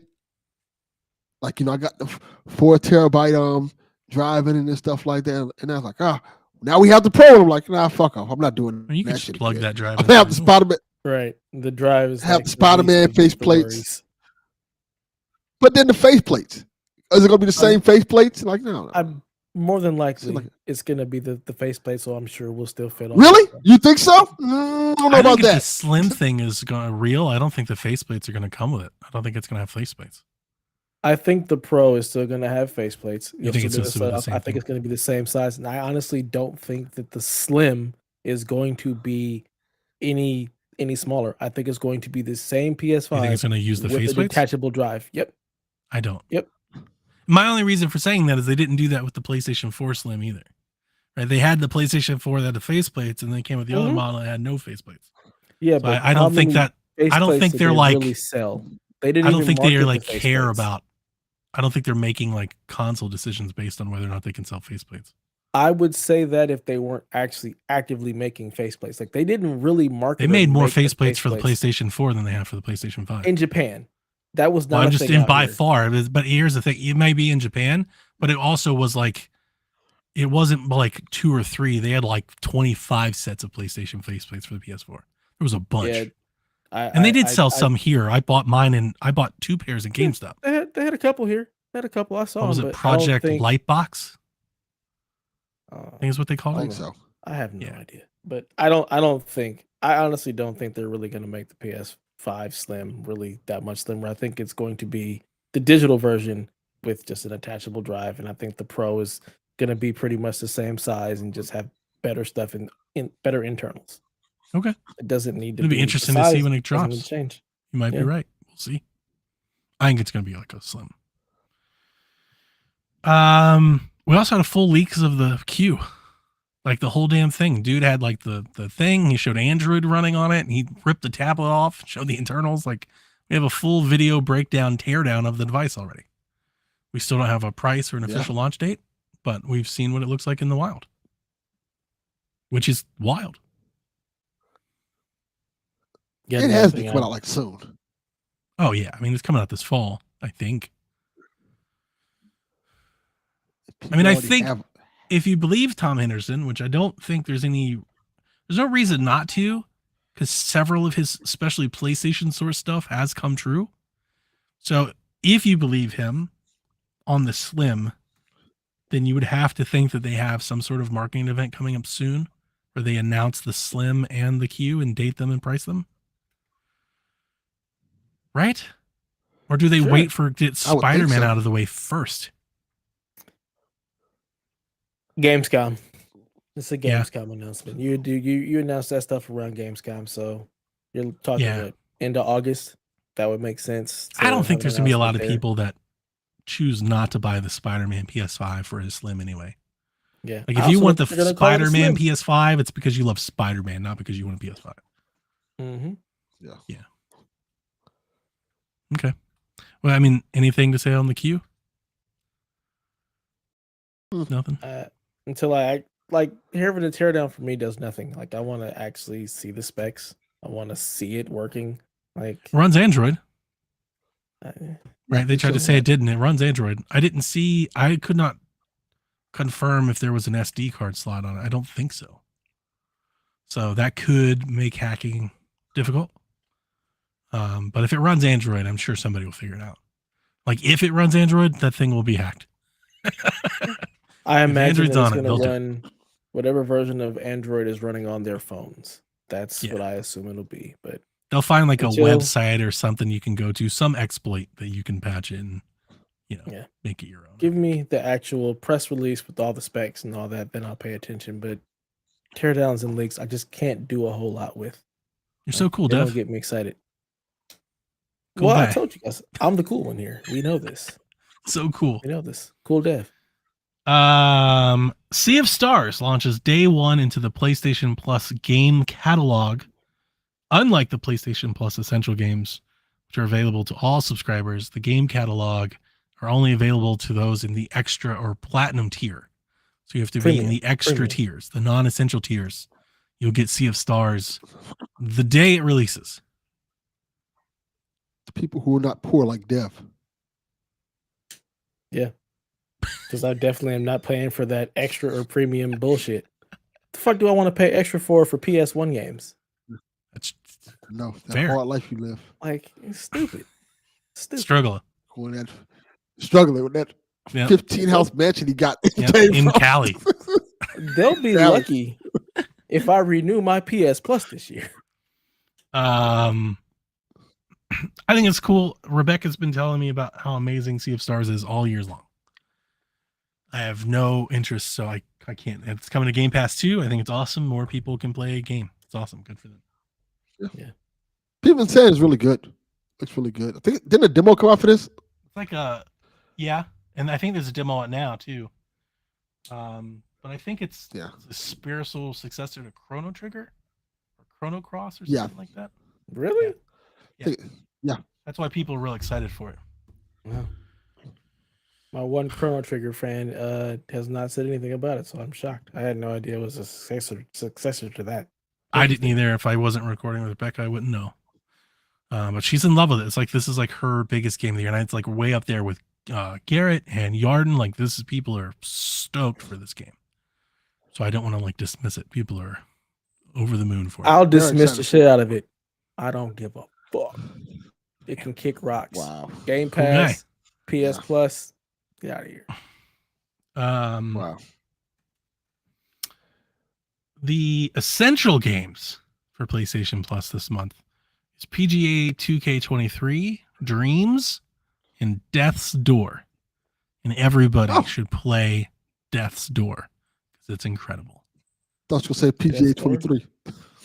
I really PGA enjoyed 23 is really good. It's definitely the better of the golf games. You shouldn't be playing the EA shit. PGA 2K23 is better than that, but Death's Door wipes the floor with all these games. Death's Door is amazing, and everybody should. You should have already played it. I think less of you if you haven't. Play it again. But if you haven't, then now you have the chance. If it looks interesting to you, you should play it. Oh yeah, Play it anyway. it's a great game. I enjoyed it. I enjoyed it very much. My game of the year, whatever year it came out. Yeah, same. Facebook has released quarterly earnings, and they have generated $276 million in quarterly sales. This is their VR division, their gaming division, the Meta division.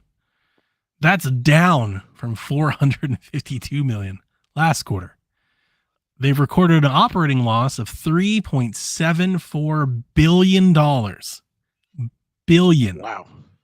B as in boy. And over the last 12 months, they've lost a combined $15.68 billion on Oculus. They are churning through money. The opposite of Devin. It's just lighting billions of dollars on fire. Maybe this VR thing's not going to work out. Yeah, maybe not, right? Yeah, that's exactly what you got to take away. And I mean, they're launching the Oculus, 3, right? That's coming out soon. So maybe they'll turn it around.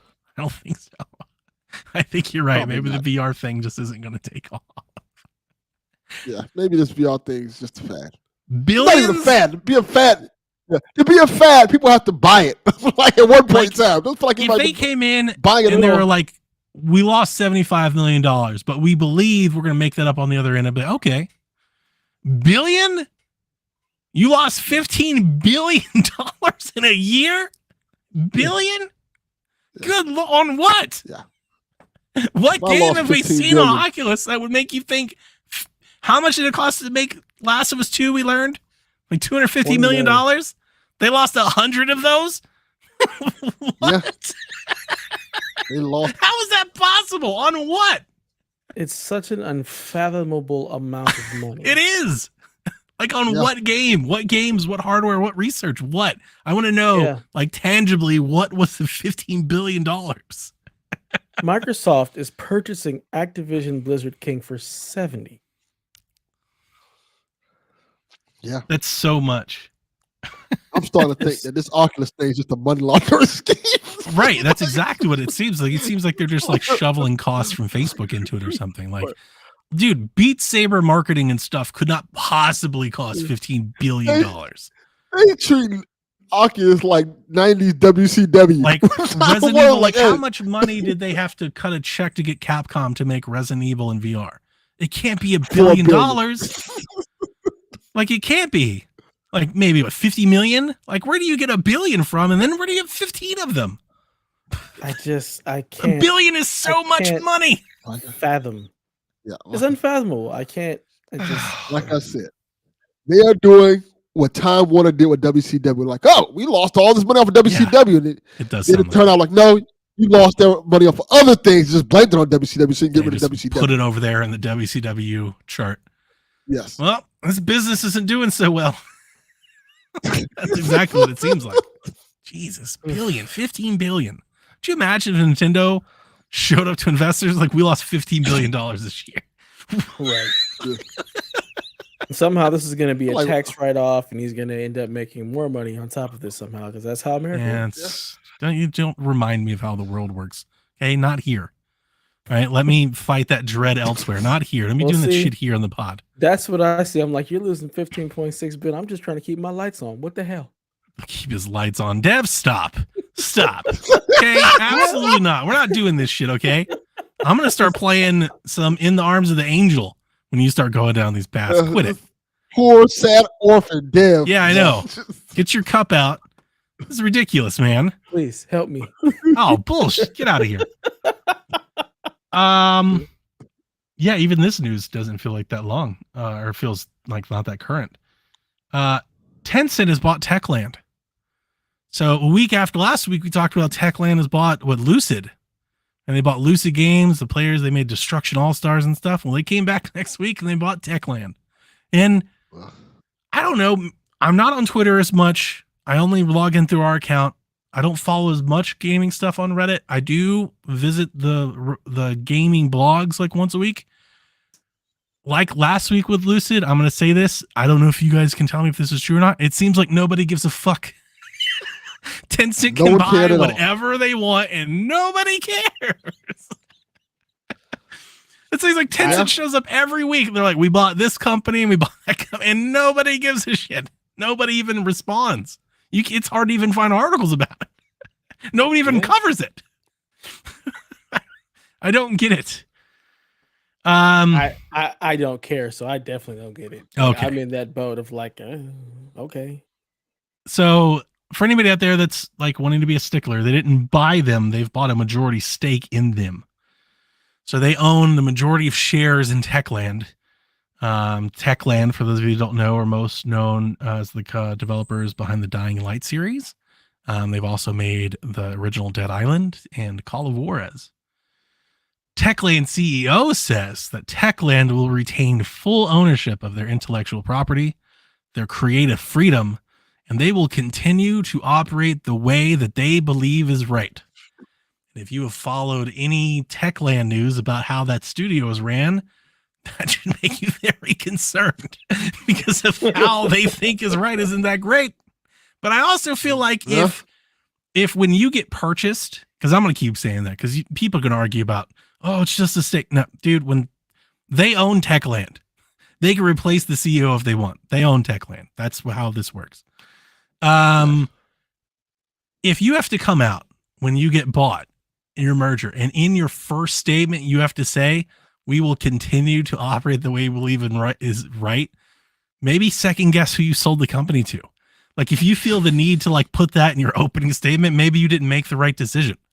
Usually when mergers happen, you talk about how happy you are for the future and how exciting this opportunity is, how great this merger will be.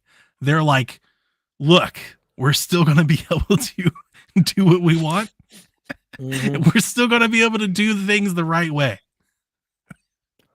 Cap. They just want to say, we promise we're not going to put propaganda in our games. It's exactly what they're trying. Yeah, they're like, maybe, but we'll see how much money goes in. So we talked about this last week. I said, Tencent bought Lucid and I said a few things and Dev was like, I don't know like what they are. And then Tencent bought Techland and I said it again. And there were several people that were like, this doesn't affect me.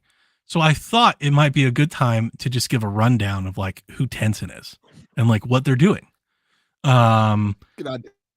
And look, I'm not even going to lie. I'm not an expert, man. I pulled a lot of this stuff from like Wikipedia and other news reports. I'm trying my best. I did pull from like one experience that I do have some history with or like some knowledge of, some awareness. But I'm not claiming to be a damn expert on this. So, who knows? But what I would say is like, if you don't care about this stuff, then don't care about it. Like nobody needs to care about this stuff, right? It's video games. If you don't give a shit, don't give a shit. Tencent now owns or controls Funcom, the Sumo Group, which includes Secret Mode, the Chinese Room, Sumo Digital, Riot Games, Grinding Gear Games. They do Path of Exile. Leiyu, which they bought after they made a game. They entered the agreement with Amazon to make a Lord of the Rings game. Amazon walked out of that, and then basically Leiyu has been shut down. Like they have not done anything since, and a lot of people have been fired and stuff. They own Turtle Rock Studios. They own Lucid. They own Shark Mob. They own Fulcrum Games. They do a bunch of like Minute War PC RTS stuff. They own Tequila Works, which you might remember from the Stadia days. They made that game called Guilt. They own Klei Entertainment, which do a bunch of indie stuff. They did Don't Starve and Mark of the Ninja and other things like that. They own 10 Chambers, which was actually huge because they do that game on Steam called GTFO, like that huge MMO shooter thing, which is a big game. Fat Shark, which does a lot of Warhammer stuff. Jaeger Development, which did Spec Ops: The Line and Dreadnought.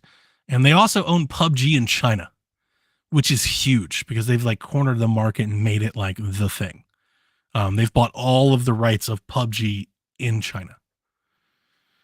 Tencent is also a significant shareholder in Epic, which they own almost half of. They own 25 or 23% of Don't Nod. They own 20% of Bloober Team. They own stakes in Marvelous, FromSoft, Ubisoft, Katakawa Games.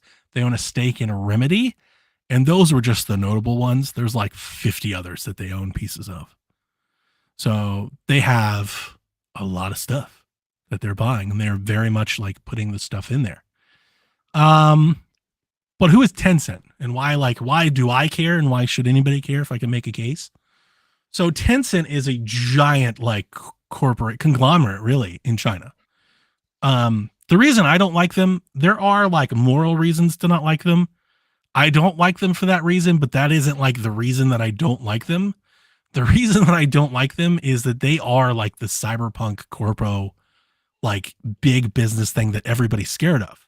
Like when Americans talk about how they hate big corporations and big companies and big money and all that, like they're like Tencent is the embodiment of that. They own so many things in China. They own like social media, they own the internet, they are the ISP provider, like basically anything that pops up, they have a reputation of copying.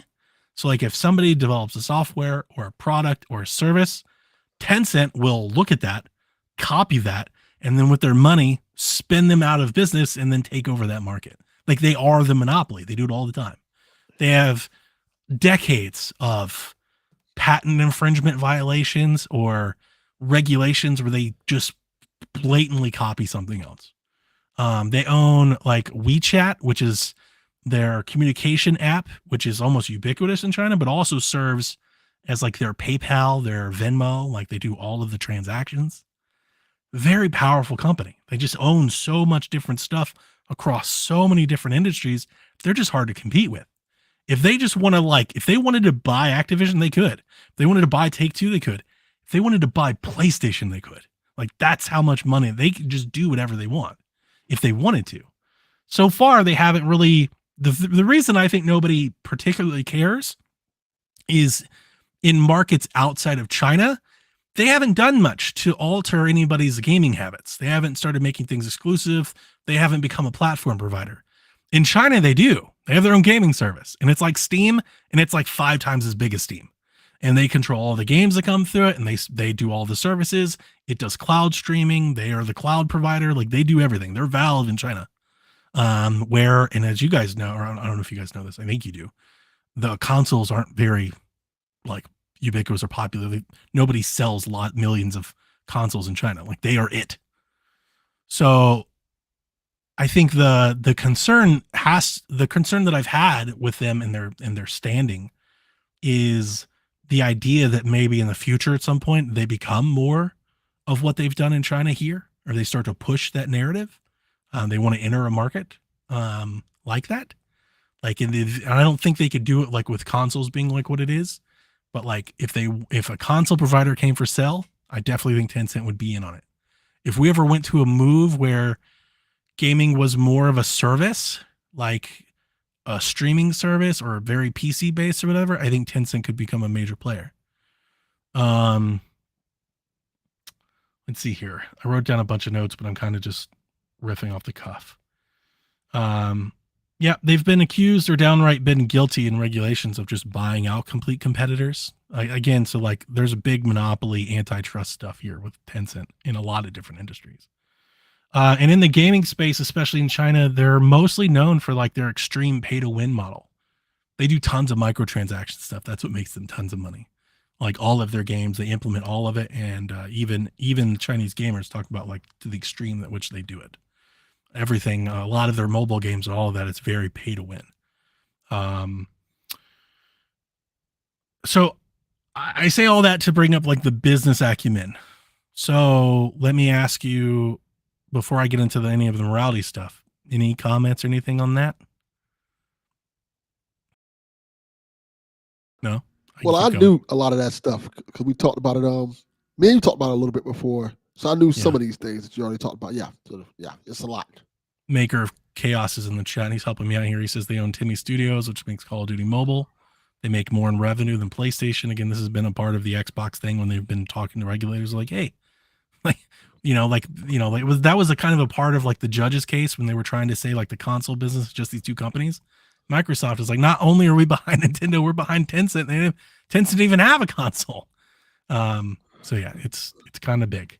Then there's the morality part of it, which again, that's up to every person. I'm not trying to tell anybody which side they have to take. I don't particularly care, but I in one particular instance, this has affected Americans that I think we are very knowledgeable of. So there's the China connection, to which Tencent's very part of. Like I said, they own the internet, right? Like they do as the Chinese government wants to be done. Tencent does. They say that they're not connected, but we've seen in practice, in reality, that they are. So we saw this with John Cena when he had to apologize for calling Taiwan a country. Taiwan. And he had to apologize to China. And a lot of people are upset about that in the media. But more notably, we saw this in the NBA. So back in 2019, Daryl Morey, a famous general manager, now of the Philadelphia 76ers, then of the Houston Rockets, tweeted that that he supports a free and independent Hong Kong. That's it. He says, fight for freedom, stand with Hong Kong. That was his tweet. Daryl Morey, an employee of the American NBA team, the Houston Rockets. Well, Tencent has an agreement with the NBA to broadcast and distribute all of the NBA games in China. The NBA is super popular in Japan and China, and the NBA rakes in a ton of money from China.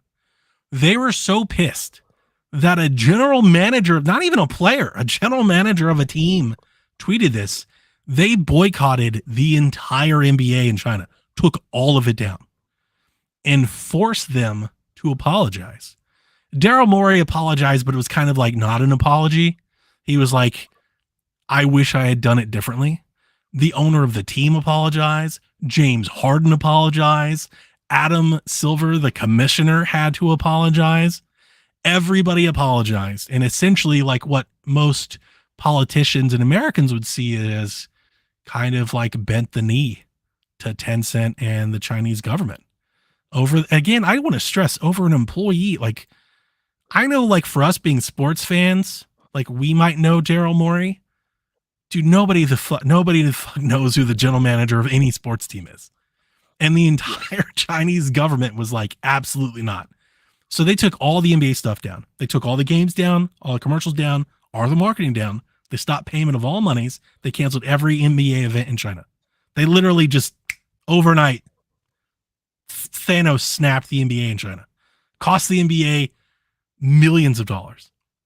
To the point, all these apologies had to come out, and guess what happened in the offseason? Daryl Morey got fired. Now, the owner was like, it had nothing to do with that. I think most people that know basketball knows it absolutely did. I don't think Daryl Morey is a smart general manager. He's one of the best in the league. Most teams would love to have him. This is a huge reason why he got fired. And when he got rehired by the 76ers, like, he got fired. China brought the NBA back up and running in China. When the Philadelphia 76ers hired Daryl Morey, to this day, the Philadelphia 76ers are not televised in China. No. This is years later.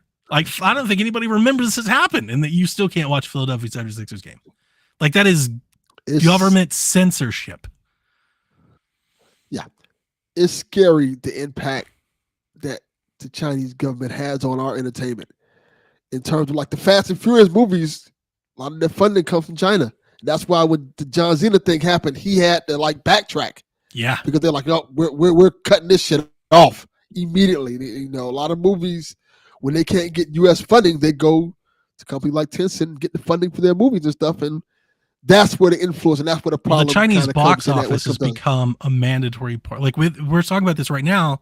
We have the writers and the actors strike, and there's a lot of argument over who can make monies and if they're not being profitable. And right, a big part of a movie's profitability is being able to release that movie in China because their box office is very affluent. So you can't spend $400 million to make a Fast and Furious movie without the Chinese box office. And like, this is where this really comes down to. The reason that you might be worried is the Tencent owns a stake or outright owns all of these gaming companies. And if they wanted to make a movie or a video game or any sort of media that put China in any sort of light that they didn't like, you can expect that would get changed. Or if they supported anything like a free Taiwan, you could probably expect those employees to be fired. And if you don't care about that, if that's too political, I understand it. The world's too busy as is. You don't have to care about it. I respect that. But the question is, like, should you be worried about it? I think there's like a good reason to be, like, of all the companies that could buy somebody, like, I'm really worried about Ubisoft because they bought a 20% stake of Ubisoft. We've seen Ubisoft try to fend off other takeovers in the past. Like, the last thing I want is Ubisoft to be owned by Tencent and all of a sudden, you know, you can never have, you know, like an Assassin's Creed, you know, like set in Japan or China or anything like that unless they have direct control and oversee. So I've been saying this from the get-go. It wasn't because I was an Xbox fan. Of all the companies that could buy Activision, I'm so happy it was Microsoft because I don't think PlayStation had the cash, and that really leaves the other bidders, Google, Amazon, Tencent. Maybe Netflix. I don't think Netflix would spend that kind of cash on something. They're not there yet either. So, yeah, I'm all for our current platform providers buying as many people that's for sale. It's not because I'm pro consolidation. It's more like because I'm pro, like, the usual. Like, I kind of like it the way it is. Kind of want it to stay that way. So I'm all for it. PlayStation, get yourself some Ubisoft stock. Nintendo, where are you? We need you. We need you on the battlefield here. Yeah. Buy some folks. Like, that's kind of my thing. Because I don't want to see this happen. And it's not so much today, but it's like, what does this look like 50 years from now? I know we'll be dead, but, like, you know, like, what does the future of gaming look like if you have this giant conglomeration that's just, and they're doing it smart. They're just slowly buying things. You know, they're not spending $70 billion in one transaction. They're just slowly picking them off. And they're not buying everybody outright at first. They'll buy 5%, then they'll update it to 15, and they get another 15, and all of a sudden now they own 70%, and they own the developer, and they own the IP. Yeah. And this is just kind of a thing. They're probably going to try to push, like, pro-communist things forward. Again, if you don't care about that, that's cool. But this is a thing that they've done in their other games and their other businesses. So I would expect to see some of that, where developers allow it. You know, I don't think you could get away with that like at Riot, but I think you can at a place like Techland. And, like, we've seen this with the Saudi Public Investment Fund, right? We've seen it with Live Golf. Like, if you've just got billions to blow, have you guys heard that they're looking at doing this with the NBA? Nope. Have you guys heard that at all? Yes, I heard that. The Saudi Public Investment Fund is looking at doing an NBA, like, Premier Super League where they just have 8 teams and they just go to get LeBron James. They're like, here's $500 million to come play basketball in Saudi Arabia. Yeah. And, like, what that would do to the NBA. It would crush the NBA. And Saudi Arabia also, by the way, didn't they offer a soccer player like $1 billion to play like a year for them or something like that? $700 million to come play for them for 1 year. For 1 year. Like, the problem with capitalism, and I'm not saying there is anything, but the problem with capitalism is as beholden to the money. And the people that have the money set the rules. And when you're going against an organization that has hundreds of billions of dollars that they play with, like the Saudi Public Investment Fund, there's no competing with that on a monetary value.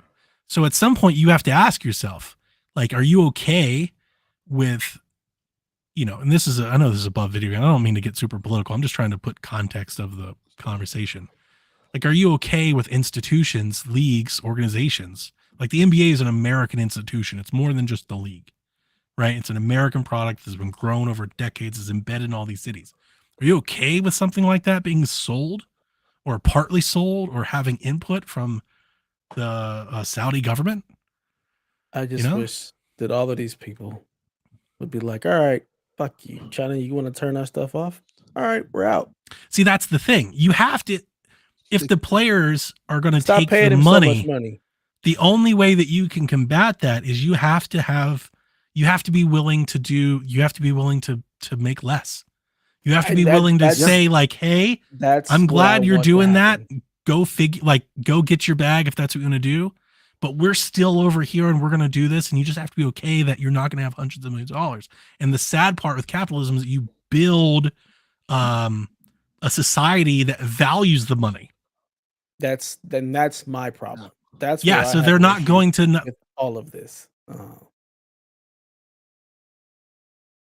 Some of my favorite golfers took hundreds of millions of dollars, more than they would ever make in their career. You can't blame them for that. It probably changed their entire lives. But at the same time, you do wonder, like, yeah, but is it worth it? That's my thing. To me, like, that's not worth it. Like, all of the stuff that we had to do with China, with the NBA, to me, that's not worth it. The whole idea of the Chinese box office, not worth it. To me, like, I'd be like, I don't want your box office. I'm gonna do everything else. Like, if I can't pay these actors this much, you know what? They make so much money. The heads of these organizations make so much money. You don't need that much money. You really don't. That's anti-cap. Like, that is the capitalist. Like, that's the downside of capitalism, is that everything can be bought. That's my problem with capitalism. Like, it sucks. It absolutely sucks because everything is just beholden to the dollar, and it just absolutely sucks. I hate it. So anyway, again, we don't normally get super political here. I like to kind of keep it, casual and stuff. Hopefully you found that informative. If you didn't, if you hated it, just skip over it. Hopefully we won't do this every week. But why I say things like anti-Tencent in those remarks, that's why. I particularly don't want them to be super invested in video games. Personally, I don't think it's a good idea. Again, not even the moral stuff, more of the business stuff. I don't like the idea of a power player like that just owning all these developers that I like.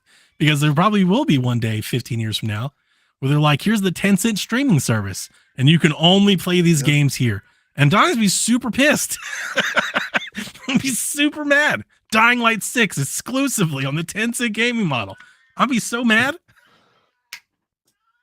My cat's going nuts. I just kind of feel like that is going to be the future regardless. That's what it feels like. Yeah. And that's why, again, I feel like this kind of wraps up like a 2-year conversation we've been having. That's why I'm all for it. I'm all for these companies getting got, and hopefully getting got by the right people. Like I've said, we've talked about it a bunch, right? Mm-hmm. I want EA to buy Ubisoft. Somebody save Ubisoft. For the love of God, somebody save Ubisoft. Please. Please save them. Don't let them fall into the hands of these people. I don't want to see Amazon buying Ubisoft.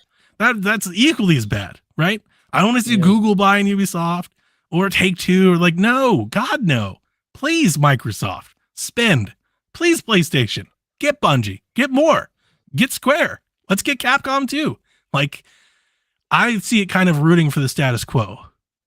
I want the platform providers that we've always known to be the primary players in the gaming market to stay that way. Yeah. So. Indeed. Tencent.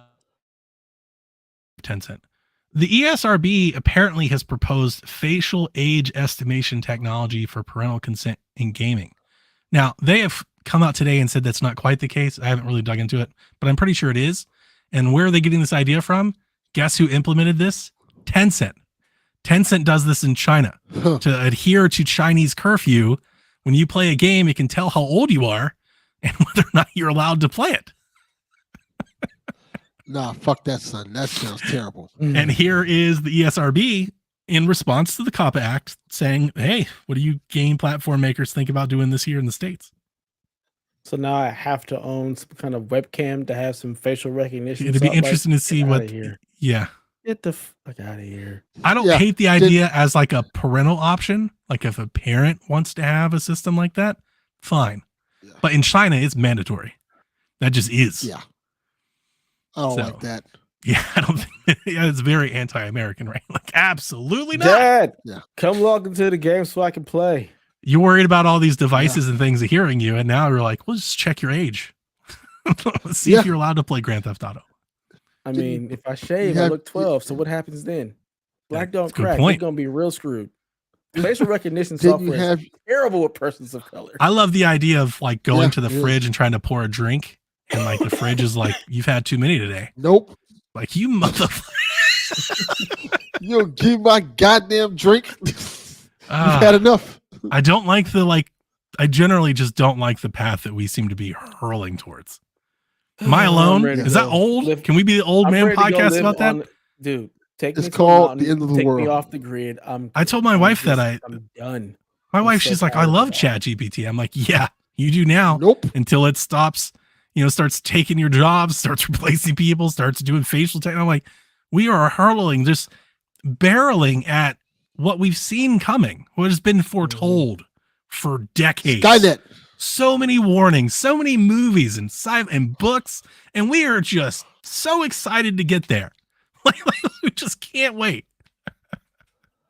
Yep, all in the name of capitalism and streamlining and spending less to make more. We don't care about the people that we run out of it.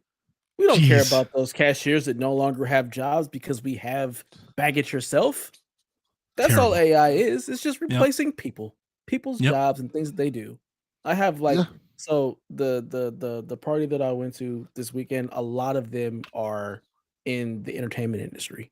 So we had lots of conversations about AI, the strike, everything, and how it's affecting them. It is infuriating. It is so sad. I heard that the studios, the whole AI thing.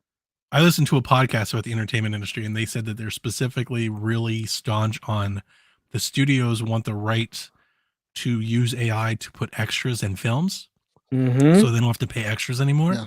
Yep. And then writing. That's like a huge stickler point is the studios want to reserve the right to use AI to write scripts. Yeah. And they're like, what? The AI don't have childhood trauma. It can't take those learned experiences and create the same. Yeah, but it can though. That's the sad part. If you program it to, it actually can. It just scrapes, and it's just not. But if you give it enough to scrape, it can. It's soulless, and like I don't want that. I don't either. I'm just saying, like, can it be done? Yeah, it totally can be done. And that's the problem. It's like all of you bigwigs that are making all this money. It's slavery. It's basically slavery. You're making all of this money off the backs of these people who create this stuff for you, and you just make a business decision, and now you've got millions when you didn't put in like it. You find a way to replace the people that got you there. Yeah. All in the ventures of what? More profit margin, better shareholders, money. Again, this is the capitalism thing. It doesn't really work in like this futuristic, economy, like society. Without changes. It can, but not without widespread societal changes. It'll cause societal issues. Yeah, we're gonna be the Jetsons. We're gonna have all these people that make all this money living in the clouds in these houses, and we're gonna be down in that other planet that Delvin thought he was getting invited to. Exactly. They're while we sit here and be having murder ball. Yeah, it's gonna be real bad. It's gonna be the Hunger Games down here. We're just gonna be Mad Max. We've seen this. Yeah.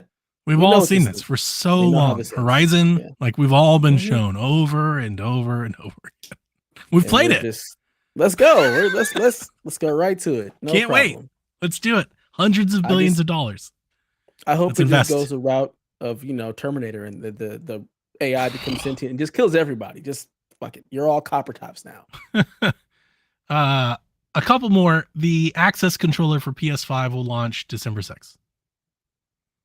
And Delvin will buy one. It's pretty cool. There's no DLC plan for Assassin's Creed Mirage. Fantastic. There's no DLC. That is what it is, and that's the way it'll be. The Xbox is making Teenage Mutant Ninja Turtles pizza controllers that have a diffuser in it that will make the air smell like pizza. That is cool. Is it? I'm not gonna lie to you. That sounds disgusting. Like every time you pick up your controller, you smell pizza. Oh, that's too much. I worked at a pizza place. Like I know that smell. It's not a bad smell, but it is if you smell it a lot. It'd be too much of a good thing for sure. No, thank you. I feel like that could get old after a while, probably. Yeah, real quick. But I'll figure I don't need my controller to smell like pizza. Yes, we know you'll. I like this. You'll have one. I love the turtles. Yeah. John 32. I just want to respond to this, and I hate to be the dread, but it just seems to be like where the conversation went. John 32 says, "If you tax and regulate it, you can fix it." A little chance of that. And my only response is, who do you think pays the people that determine what we tax and regulate? Like we've 100% see how this goes. No faith. Yeah. Zero faith that anybody making those decisions gives one fuck about any of us. Yep. There's Not no even a policy little and bit. regulating that fixes Not even a little it bit. just needs to be banned. They Just, wouldn't give kids free lunch. right. Oh god. So little hope in that. Sorry. Just felt like it needed to be said. Xbox also had quarterly revenue. Revenue was up 8% this quarter for Xbox. They set fourth quarter records for monthly active users as well as Game Pass engagement. All the while, I believe hardware was down like 14, 15, 18%, something like that. Mhm. So their It's hardware basically continues to rough. trend down. Their money continues to trend up. So they were making more money from the people that are using Xbox, and they're not selling hardware as much as before. And I don't know how, do you think either like they're just not increasing market share, or is it possible that they're finding more PlayStation or PC adoption? I wish they Probably more broke that PC down. adoption. There's I probably would more love for PC them to be adoption. like, yeah, our hardware sales are down. Our PC usership, though, is up like 36%. Like that would kind of, I wonder if is it just the console isn't selling, or are people finding other ways instead of buying the console? Or is it a mix of both? I don't know. I just wish they would maybe answer that question. I'd venture to guess it's a mixture of both. Yeah, probably. I see a lot of people, I've seen a lot of people on Reddit and a couple YouTubers that I follow. One of them, I won't name him, but I thought it was funny. He's not a particularly like pro Xbox person, but he was talking about Xbox and how he didn't feel the need. He was like, I just don't feel the need to buy their console. And then the other person responded and they're like, that's great because you already have a PC. You can just play that there. And then his response to that, he was like, they don't care if you buy a console or not. And then his response to that was, but I wish they did care. He's like, I wish they did care and they did want me to buy a console. And I found that funny because he was like, I have no reason to buy a console, but he was like, but I wish I did. All the while he has a PC to play it there. I'm like, man, that's just, I think you're just, had I been on the podcast, I'd have been like, I think what you're trying to say is you just don't like Xbox. Like, just say that. Yeah. I say it all the time. Yeah, like why defend it to that length? Like, why try to make reason out of it? Like, dude, just say you don't like them. That's cool. Yeah. I don't like Xbox. Am I off base there? I remember listening to it. I was like, what is he saying right now? He's like, I don't see a reason to have it. There's no reason. I have no exclusives and I don't want to have to buy a box. The response is, well, you don't have to. He's like, oh, but I wish they did though. I think he's one of those people who just wants to be coaxed into doing something. Like you want to have them all. You want to have a reason to buy it, and it feels like they don't care enough. So I guess I don't either. I like that they don't. Like I kind of like that's very Microsoft. I think it's cool. You're so cool, Donnie. You're so cool. Yeah, I like the idea that they're like, hey, do you buy and play on PC? You know, I said it like, yeah, get out of the hardware business. It's fine. Yeah, we talk about it all the time.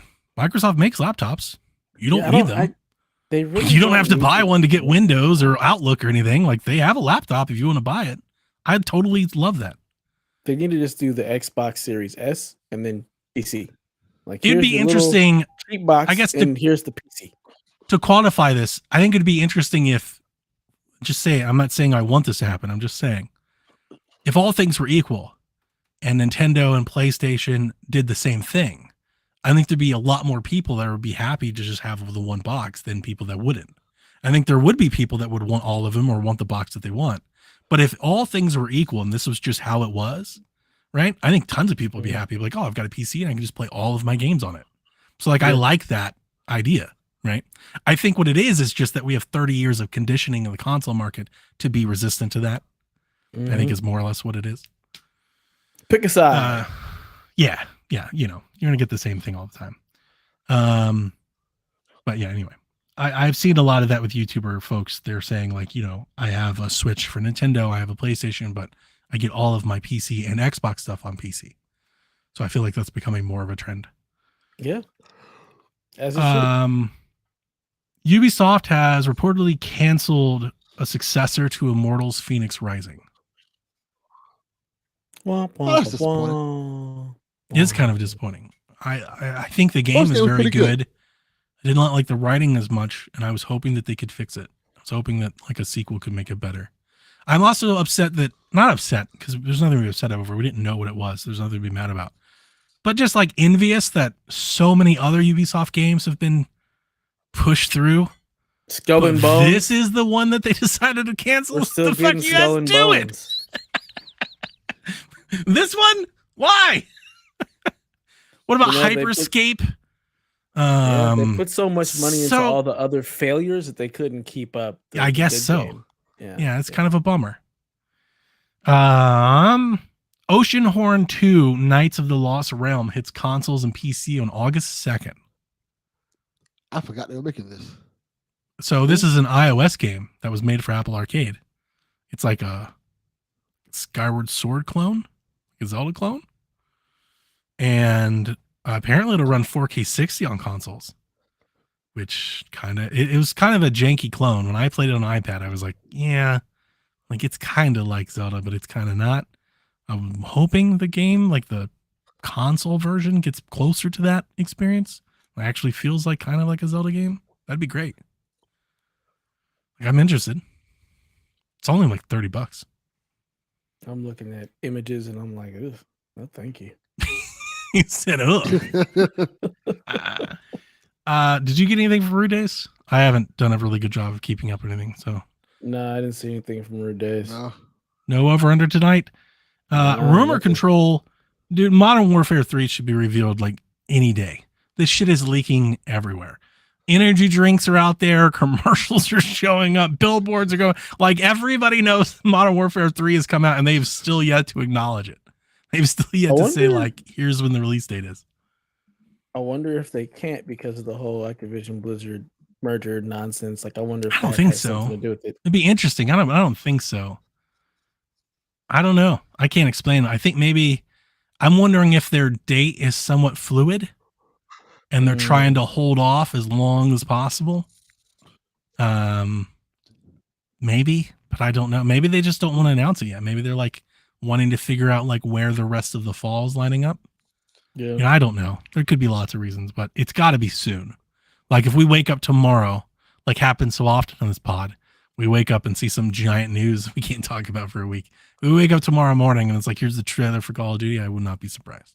It's got to be soon. Yeah. Like 2 weeks tops. Because like there's stuff everywhere. I wish I still worked at Best Buy or knew somebody who worked at Best Buy to see if they've got like Call of Duty, World of Warfare Placeholders 3, and stuff. Like, placeholders and boxes and box art and stuff for it. I used to love when that stuff would come in. And that's it. That's for the news. All right. Well, gentlemen, it's question time. Starting with Chase, he says, what does the panel think of LA Knight? Yeah. Does WWE push him? I think they will. Eventually. Chase was big mad that he lost last week. Super. And dude was making videos. Like Stadia all over again. He went to YouTube and he's like, let me tell you about how these people. He was big mad. I love LA Knight. I have for some time now. So I'm all on board. He's having a viral moment. I typically think WWE has historically shown like a resistance to push those people. But I also commend them because for the longest time, wrestling fans complained of not having like long-term storylines and booking. And WWE has absolutely been doing that since Triple H has taken over. And I wouldn't want them to just drop all of their plans because somebody's getting big crowd pops. But as long as the crowd keeps supporting LA Knight, they'll give him his push eventually. They're not going to just ignore him. They're going to use him. Just may not be what we or Chase or anybody wants, right? And it may not be exactly how you want him to be pushed. That remains to be seen. His follow-up to that was Kevin Nash wrong about his comments on LA Knight, calling him a ripoff of The Rock and Stone Cold, keeping in mind that generations of wrestlers borrowed from those before them? Yes. Kevin? I don't have any. Kevin Nash was wrong. I think, I don't know if people know this. LA Knight's 40 years old. He's been around for a while. I don't know if Paul Kevin Bearer Nash realized used to be that. his manager. Yeah. He was a staple in He's been TNA dead for for a some while too. Yeah, Paul Bearer's been dead for a long time. Yeah. Like, LA Knight's been around for a while. I know just because he wasn't on the radar of WWE for a long time doesn't mean he wasn't doing stuff other places. Like he was in Impact for a while. He was very popular there. He's very talented. I get, and to the whole thing of it, every wrestler balls from someone at one point. I was just about to say that. Did Ric Flair, like Ric Flair was a rip off of Gorgeous George. Like everybody just rips off everything all the time. Like The Rock wasn't the first person that had like chanty promos that the crowd could. People have been doing that for decades before he showed up. Yeah. Yes. I think he's probably more in that Rock style than you say Stone Cold. No, definitely not Stone Cold. It's not like that. Yeah. But he does that big elbow thing too, which is very like rockish. Every wrestler boss, they're people they idolize and things like this. It's part of pro wrestling. Yeah. Before we had Hulk Hogan, we had plenty of wrestlers who, what was his name? The guy's name that everybody likes? Superstar Jimmy Graham. Yeah, Superstar Jimmy Graham. I was thinking Bruno. Ooh. If you Google superstar Billy Graham, if you Google him, he looks just like Hulk Hogan. People bar from each other all the time. That's what pro wrestling is about. People. And after Hulk Hogan, there was like 400 Hulk Hogan clones. Exactly. They take the gimmick, they build up on the gimmick. That's what wrestling's about. For 20 years, every wrestler was either the Ultimate Warrior or Hulk Hogan. Yeah. So it's silly to say, oh, he's copying. They were all blonde, jacked, and colored, or a heel. Yes. And on steroids. That makes Shawn Michaels Warrior? No, I'm like he's a part of the generation that kind of pushed against that. Followed That's what made that generation different in pop. It really wasn't. I mean, it was him. It definitely was him. He's part of the generation, but I think Bret Hart started kind of. I think it starts with Bret Hart. That really kind of rushes in like the non 80s WWE era. I think we call it the Attitude Era, but it started with Bret Hart. The non-steroid jacked up wrestlers. Yeah. Started with Bret Hart and then Shawn Michaels and DX. And even in the WCW side, you see they didn't turn away from like that persona, but you see they turned away from that Southern blonde hair style to the reality style. And that's where you see the outsiders come in. And that's why Hogan turned heel and changed his character. Like all of that time frame was wrestling the industry going through a transformation. Yes. Okay. I think that's going to be good, though. Yarden says, expanding on the PSVG Sweet Hangs convo from 2 weeks ago about the Game Pass in-game, do you see a future through acquisitions where Game Pass is expanded into media other than video games? Would you want to see a movie, TV, and music streaming library next to your Game Pass games? In the way that you're presenting the question, no. But they are already doing that. They give away movies and have rentals of movies and stuff for Game Pass subscribers. I'd like to see more of that, but I don't want to see it like in my Game Pass app. That's too much. I agree. I don't want to see that. You don't want Game Pass turning into Netflix trying to enter into movies the same way Netflix is trying to enter into games? I don't think it's probably out of the realm of possibility that at some point in the future we may see Game Pass and Netflix strike a deal.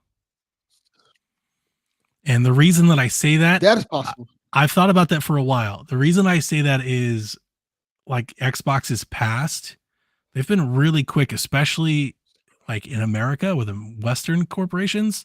They've like integrated and really bought in on like ESPN, right? And then like they did their mixer and things like that. I would not be surprised if 10 years from now, like if you're a Game Pass subscriber, or if you log into Netflix, if let's say they're streaming games, if Game Pass is like an add-on on Netflix, I absolutely think Microsoft would do something like that. But that doesn't mean I want Netflix to show up in my Game Pass app, right? It's like two different things. But I definitely think like Amazon, right? That you can do the Amazon Luna and you can add the Ubisoft package. I think that we may see a day where there's the Netflix games and the Game Pass option, like the add-on to add it to your Netflix stuff. I think that might be a thing. Cool. Free to Play Joe says, what is your what if butterfly effect gaming moment? Like What if Sony really committed to the Vita? Or what if Xbox closed shop after the Red Ring of Death?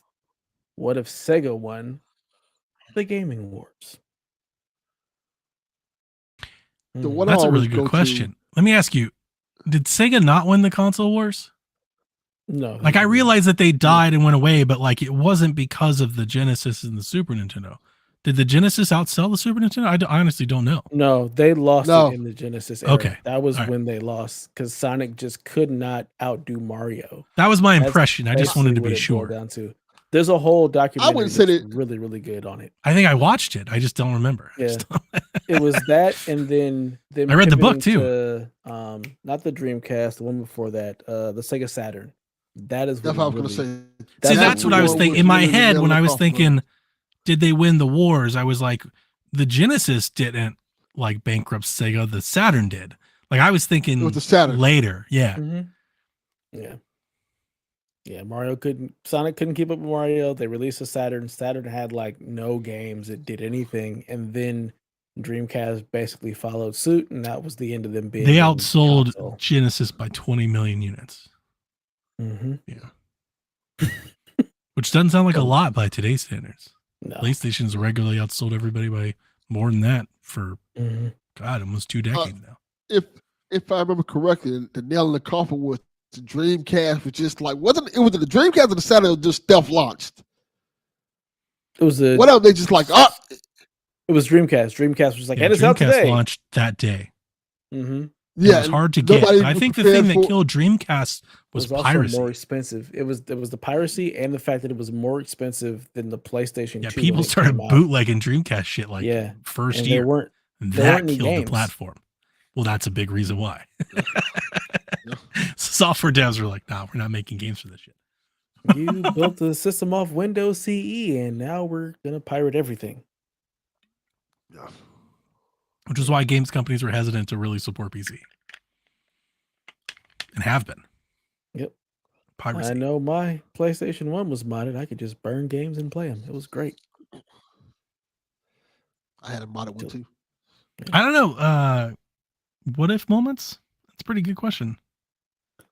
I'd say Mine my was, what if moment is if Sony actually made the CD add-on for the Super Nintendo instead of bowing out. That's Instead what of I was going gonna their say. own way. Sure. Mhm. Yeah, that probably makes sense. But I wonder if they go like, let's say that happens. Do you think they stay together? I don't. I think the I don't know. philosophies on how Sony and Nintendo see gaming are like almost polar opposites, and definitely were at that time. And I still think they kind of are today. Yeah, I think were. then Nintendo probably just saw them as like a electronics, manufacturer to help them. That's what they were. They were just Right. an electronics manufacturer. So if they got together, maybe Nintendo gets a quick pop, but then I think that probably ends up bad. maybe That probably if goes south. like I still don't know what made Sony pull out of that deal. I don't know if they've ever really disclosed that, but I'm like wondering what it was to make them pull out and just pivot and decide to make their own. I bet it like, was probably gaming Nintendo. platform. Yeah, at the Yeah. time, Nintendo, and this is all revisionist history. I was not old enough then, but from what I've heard, Nintendo was super like arrogant. Like they owned the gaming market They and did. cheap, right? They didn't want Yeah. to make cutting edge graphics and spend a lot of money and adopt new technology. It's the last thing they wanted to do. Like, They these wanted to keep cartridges making work, their things and make more money. Yeah, make more money. and not They don't wanna do only that. can you not like we're not moving away from that. You can only make 10 games under this logo. You can only Yeah. make 10 games under Konami. So now you got to make Ultra and make your other games there. Like, Yeah. just Nintendo has always been special. I don't think mine's as good as yours because I think that's probably the answer that most people would go with. But I got one, maybe, and this is probably just hopeful optimism. What if Nintendo didn't like go super weird with their dumb little mini discs on the GameCube? Like, what if they actually sold just like regular discs like everybody else? Because their console was better than everybody else's. I think a lot of people didn't like their little mini disc thing. I think developers didn't want to support their little mini disc thing. The mini disc was also limited. Like, you remember, I'm not sure if you guys remember this. You guys have GameCubes? No. Yes, There were games that came out on like multiple discs on GameCube, like old PS1 games, Really? where you have like 2 or 3 discs per. Yeah. So I'm like, Didn't I'm know that. wondering, and the reason they did that is, again, Nintendo has always kind of been really beholden to trying to control the physical media. I think it's a big reason why they really like the Switch is because they're selling cartridges. They're making people buy cartridges again. And that's what the little disc was at the time. And I think that really hurt them because that's the thing that hurt them with the N64 cartridges. That's why a lot of people didn't port them. It was the console, but it really was the cartridges. It was expensive at a time when everybody was just doing CDs because that's what it was. That was the thing. So I've always wondered. It was DVDs. So like the mini disc only held 1.4. I knew it was gigabytes. smaller. Yeah, so you didn't have as much space as a regular DVD, which I think it's a dual layer disc. I want to say it's like 8 or 9 gigs. So it's significantly more. Mm-hmm. And when I said CD, sorry, I was thinking like PS1 to N64, but yeah, definitely the little CDs versus the DVDs.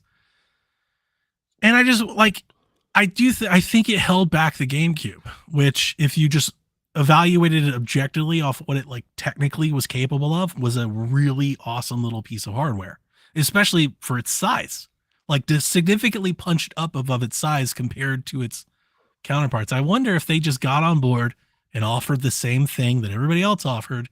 If that, I definitely think the console would have sold more. I don't think it would have won. That's not what I'm trying to say, but I think more people would have adopted it, had more games, and I think people would have been like, this damn GameCube is powerful.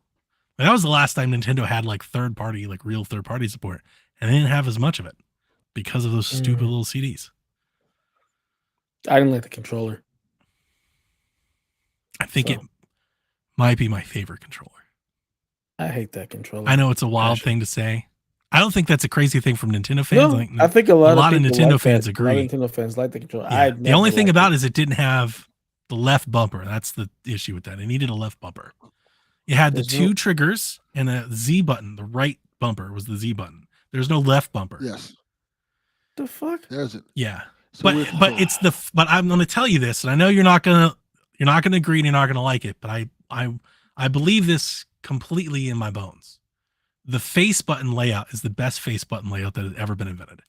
And every controller should adopt it. I cannot stand it. It absolutely. I have one for the Switch. I can't tell you why. I can't stand it. It's just so intuitive. Like the buttons feel differently. They've got different shapes. Like you just know, and like the travel of the thumb. I mean, it's perfect. Like it is perfect. I don't want because of Super Nintendo. The 4-button layout is the only layout that ever feels right to me. It still has 4 buttons. It just changed the orientation of them. It's wrong. But think about how often you use those buttons. Like you use the X button or the A button more than the other button. So it makes sense for it to be more prominent on the controller than the other ones. I don't know. It honestly ranks the buttons by use. It's genius. Disagree. Hard disagree. My issue. I don't need the button to be any bigger. My big thing that I would change was the Z stick. I know a lot of people liked it. It's great for Smash. I would rather the Z stick just be a regular stick. Get rid of the little stick and just have a regular stick, and I would have been. Yeah, it's also. Or there's the B stick, whatever it's called. I don't know what it is, but it needs to go away.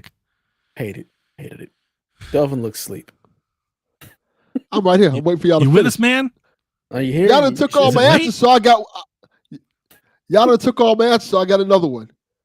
A lot smaller, but I think it's significant nonetheless. What if Kojima and Konami never break up, and we get PT, and we get the Metal Gear games that we want, and he's still there just making shit? Like Konami doesn't. With Metal Gear 6 doesn't make these. Yeah, doesn't make these pachinko machines and stuff. In your butterfly effect, we don't have Death Stranding though. Yes, exactly. That's okay. I'm totally fine with it. But yeah, no, I'm fine. Totally fine with it. I hated that game. Think about it like this. I have never hated a game as beautiful as Death Stranding in my life. Yeah. Absolutely. I will say this. God, this we can sacrifice we Death Stranding for PT. Yeah. I was going to say that. We lose Death Stranding, but we get Silent Hills and we get the full Metal Gear 6 experience that he wanted to do. You know how I feel? I still have my PS4 to this day because it has PT on it. Never get rid of it. I backed up when I got rid of my PS4 Slim. Dev knows I backed up my whole image and everything with the sole intention of never losing access to PT. That's a must-have. That game was so damn good. Had no business being that good. Wasn't even a game. Yeah. And it was It's free. so good. One of the best games I Yeah. played that year. A little demo. Yeah. Best demo of all time? Yeah, by far. Is that a hot take? I No, mean, It just hit my head. No. Metal Gear I think Solid that 2 is the Tanker. best demo. That's the best demo of all time. Oh, good call, Dev. Good pull. That's a good one. That one- Good pull, man. People bought Zone of the Enders. True. Like that. Like Good pull. That's a good We point. have to That's a look good that pull. up. Listeners, no, we're not going to look it up. You tell us. Let us know in the Discord. What is the greatest demo of all time? Shoot your shot. Yeah. Yours is really good, There's some Dev. good ones out there. And younger me would agree with you, but post PT me probably disagrees. I love PT that much. Yeah. PT doesn't. Tony do Hawk much for me PS1 demo was personally. really good. Yeah. Oh, yeah. There's that a was few good one. games that if you bought them came with other games. I just can't really remember. Xbox had a couple of them. I just can't remember them.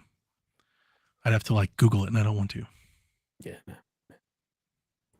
Moving on. Drew says, "How have games become so cheap while costing so much more to make? Every time we hear about a game being $70, someone always talks up they used to cost more back in the day. What happened to What happened to cause video games to drop in price, and why are we going the opposite direction now? Is it just inflation? What? Outside of like some Super Nintendo carts being like $70, I don't think games were cheaper. Like if you adjust for inflation, then yes, games are cheaper now than they were. But I didn't buy NES games games, then, so I was going to yeah, ask you. NES You guys are games, the old of us.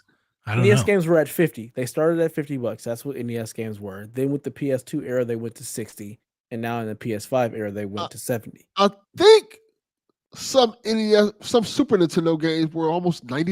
If I remember Yes, Weren't some they of like them were. 90 and 100 and Depending $115 on and like stuff? Yeah. not 100. I'll never see them getting to 100, but like yeah, some of them were 90 I've bucks. had some There's only a podcasters say couple, it's definitely a couple that were over $100. not I as don't know which not ones, not but I not feel to like I start. remember that being a thing. Not to start. Like I remember Secret of Mana was a $70 game when games were normally 50. And it's because like there was so much on that cart, like the cartridges just costed more to make. Hmm. So they Yeah. passed that cost on to the consumer. But I don't remember any Super Nintendo carts costing $100. Yeah, I wasn't buying games to then, jump. so I can't. I got nothing, man. I would buy I games from remember yard sales and I'm trying pawn to think what shops. game was it. I will tell you, that were like $89.99. I don't think this is the answer, but I will say this. Back in the 90s, the model was different. A lot of people rented games. I don't think people were actually buying like every game that they had like we do now. So in a rental like model, right, you can buy more expensive equipment because the corporations, the companies are buying them and then they were making that money back off of rentals. So maybe that had something to do with it. Maybe. But I don't know. Why are we going the opposite direction? Why are games going up in price? Because they cost more to make? Because it probably more or less because they can charge more and people will pay more. Yeah. Yes. This is not like it was before where in the 90s and the 80s, gaming was kind of a niche thing and you were taking a risk making game consoles. You know, you had the gaming market crash at one point. Now gaming is as popular as ever. So, and they know they can charge you more and they know you will pay more. Yep. And yes, companies fail and stuff like that. But you also have a lot of companies succeed in making a lot of money. It's a multi-billion-dollar business at this point. So they know they can make the money, so they're going to charge you for it. Yeah, if it was just about like, it's not just about inflation, because if you were looking at it more like that as supply and demand, the actual cost of games should be going down because they're selling so much more volume than ever before. The reason that they're not is because of profits, because of corporate profits. They're like, no, we don't have to lower the prices. We can just keep raising them because they'll keep buying them and we'll just make more money than before. Yeah. I mean, they sold more copies of Mario Kart 8 Deluxe on Switch than they sold Super Nintendos. That is just insane. That tells you Grand everything Theft Auto 5 has sold more copies than what PlayStation, Super Nintendo, and Genesis sold consoles together. Yep. Like the entire generation, like the 90s sold consoles. And if not, like it's really close. So I'm looking at an ad right now from Toys R Us. Super Nintendo ad. Street Fighter Alpha 2 was $70. Madden was 60. NBA Hang Time was 70. I don't know why, but hearing a Super Nintendo game is $70 just stings. Like I can't imagine paying that. I never Ultimate paid that Mortal much. Kombat 3 was $70. So I was like Donkey Dev Kong back then. Country was I couldn't 52. imagine buying the video game at a store. I bought my shit literally at pawn shops, trades, trading kid I shit, didn't yard buy very sales. many games. And I didn't have many games either. Like when I got consoles, if I had a console, dude, 2 or 3 games tops. Played those forever. Like just played those everything. games. Like I literally rented everything. That's crazy. The Sega Saturn games are cheaper than the Genesis and Super Nintendo games. And the Sega Saturn stuff now is like, I remember that. My local game shop, dude, they've got a case. They have all their Sega Saturn stuff in a glass case. They're selling Sega Saturn games for like $250, $300 for an old Sega Saturn game. It's because they're rare, man. They're hard to find. It must be. You got them locked up. Man. I'm cool. Soviet Strike. That game was great. $47.99. That's bananas. College Sega. football, 97 on Genesis, $70. Wow. Yeah. Wow. I played a lot of college football this week. I put it on my little Game Boy. My little Game Boy. You guys see those pictures? Mm-hmm. Yeah, I got my little SD card for that thing. Dude, so good. I have Clock Tower on it. You're gonna have Clock Tower on everything, aren't you? I'm working on it. It's the goal. It's the dream. Damn. Legend of Zelda: Ocarina of Time launching at $59.95. I feel like that one I remember. That one I like mowed lawns for. I remember working for that one. Yep. Totally rented that. Did not buy it. Rented it like a motherfucker. I just rented everything. I never bought games. And played that game for years. I think it took me like almost a year to beat Ocarina of Time the first time. And then I beat it like 3 or 4 more times. Wow. Damn. Turok and Star Fox 64, $79.99. That's what it was. Star Fox. I think I bought Turok for like $10 at a flea market. Yeah. I mean, that's crazy thinking that the games were more expensive then than they are now. Like, but I was playing 64 when everybody else was playing like PS2 and shit like that. I think the Xbox was on the horizon. Yeah. Well, there you go. Kyle the Pug wants to know, what are your top 3 favorite sports logos? Oh, that's good. I wasn't not ready for that one. The Toronto Raptors. Which one? I love their logo. Just the one dinosaur playing basketball, baby. Okay, so the original, baby. That's good. The original logo. That's yeah. not their logo anymore. Like the 90s yeah. logo? Yeah, I think that's the 90s one. Not the Browns' new logo. It's stupid dog. I'm trying to think of another one I like a lot. The Mighty Ducks is always going to be one for me. That's a good one. That's a good one. The Detroit Red Wings. One, I like their logo. Also a good one. The Red Wings? I think it's cool. I think it's very Detroit. The wheel and the wing and stuff. I think it's cool. I like the Tennessee Titans logo. Logos. Yeah, you're on this Titan thing. I don't know why. Really? This is like the third or fourth time this has come up. What kind of shit? I don't know why. I just dig it. I like the Pittsburgh Penguins logo. Let me think of one more. I don't think I like the Cowboys logo. It's like it's not the star. It's like the whole kit. Like the whole look is very good. Oh, the University of North Carolina logo. That one's iconic. The Tar Heel. Yeah, that one's good. Yeah. Logos. I Saints have a good logo. still love, Indians logo. Chief Wahoo. Chief Wahoo, yeah, of course. I absolutely love that logo. Yeah, it's great. It's not mentioned on any of these pictures I'm scrolling through. Of course not. It's a bummer.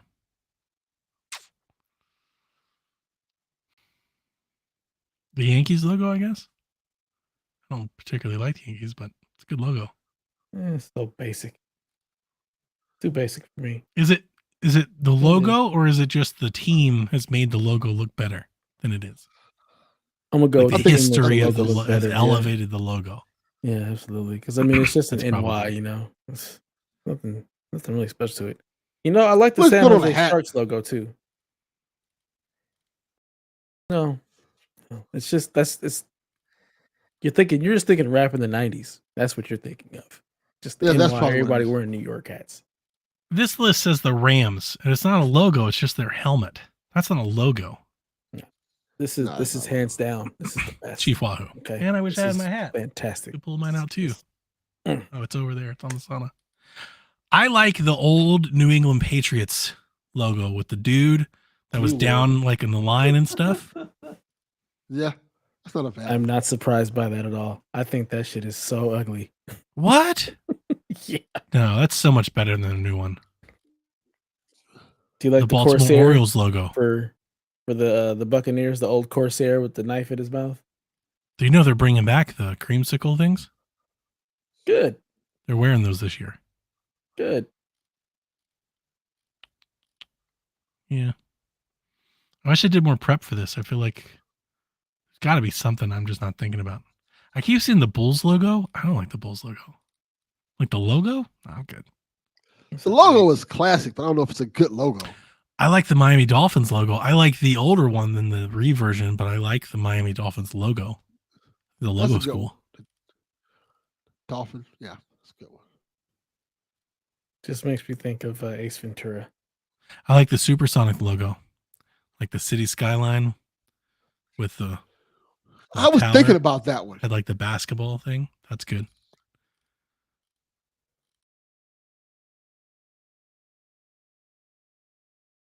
You know what? Yeah. The LA Raiders. Like the LA Raiders logo. But the guy, Yeah, The Raider. yeah, it's not bad. I dig that. That's Guy. another one that I'm like, is it the team has elevated the logo or is it the logo? I mean, the Like Raiders suck. I'm They thinking can't the elevate logo more of anything. like a graphic design sense and trying to disassociate like the team.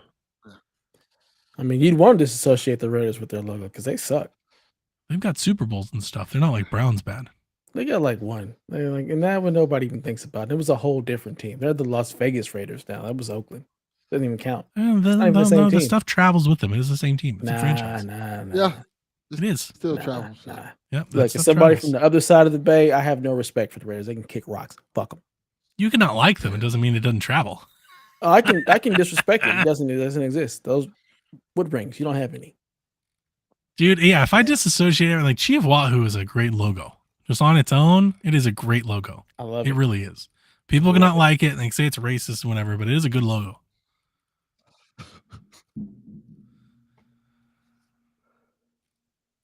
Yeah. All right, there you go. You've got plenty of logos from us.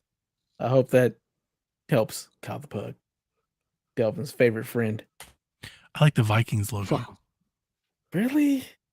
Yeah, because it has like the helmet, but it's got like the swoop. I think it's cool. Mm, No? no. Bummer. Sorry. Yeah. You know, I'm really into logos because my football team doesn't even have one. Fucking the worst. The worst damn franchise. Just, yeah. This is true. This is true. JV the Monster says, "Can you give me a ranking of your top 5 toys of all time? Yes. Top 5 toys." I don't feel like I'm the person for this because I never had like the cool stuff. Transformers, G.I. Joe, Mask, Okay. Silverhawks, Voltron. Okay. I don't know what the That's my last three of top those Love things it. are.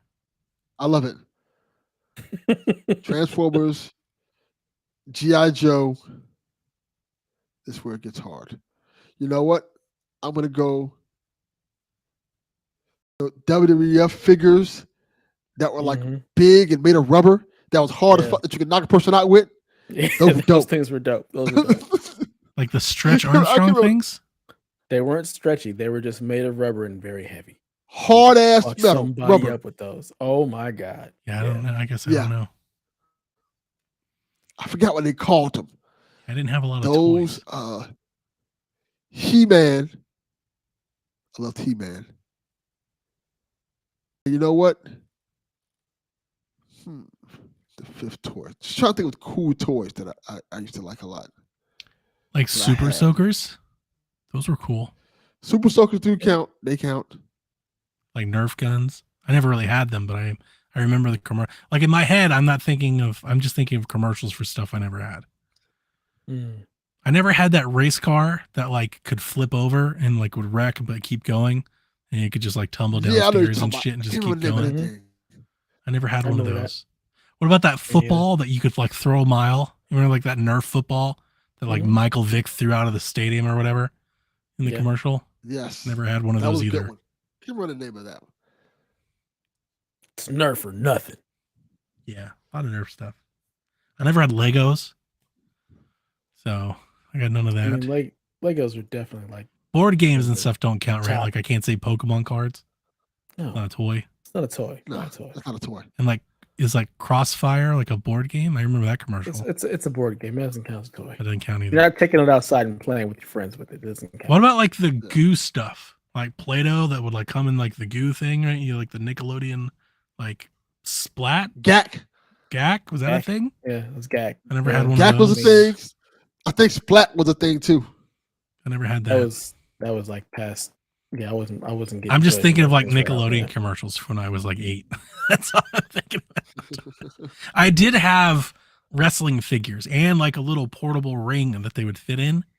And Those I could were the like littler have, ones, yeah. I gotta have remember like those. matches of my Yeah. own and stuff. I played with Mhm. that a shit ton Yeah. when I was Yes. like Oh man, with I my wish mom we and could moving. find- Like I carried those with me. I had my ring and my N64. Like that was what was in my backpack. I had like 2 pairs of I- clothes, 2 shirts, my ring, and my N64, and that's what I like traveled from Ohio to Georgia with. I remember that ring.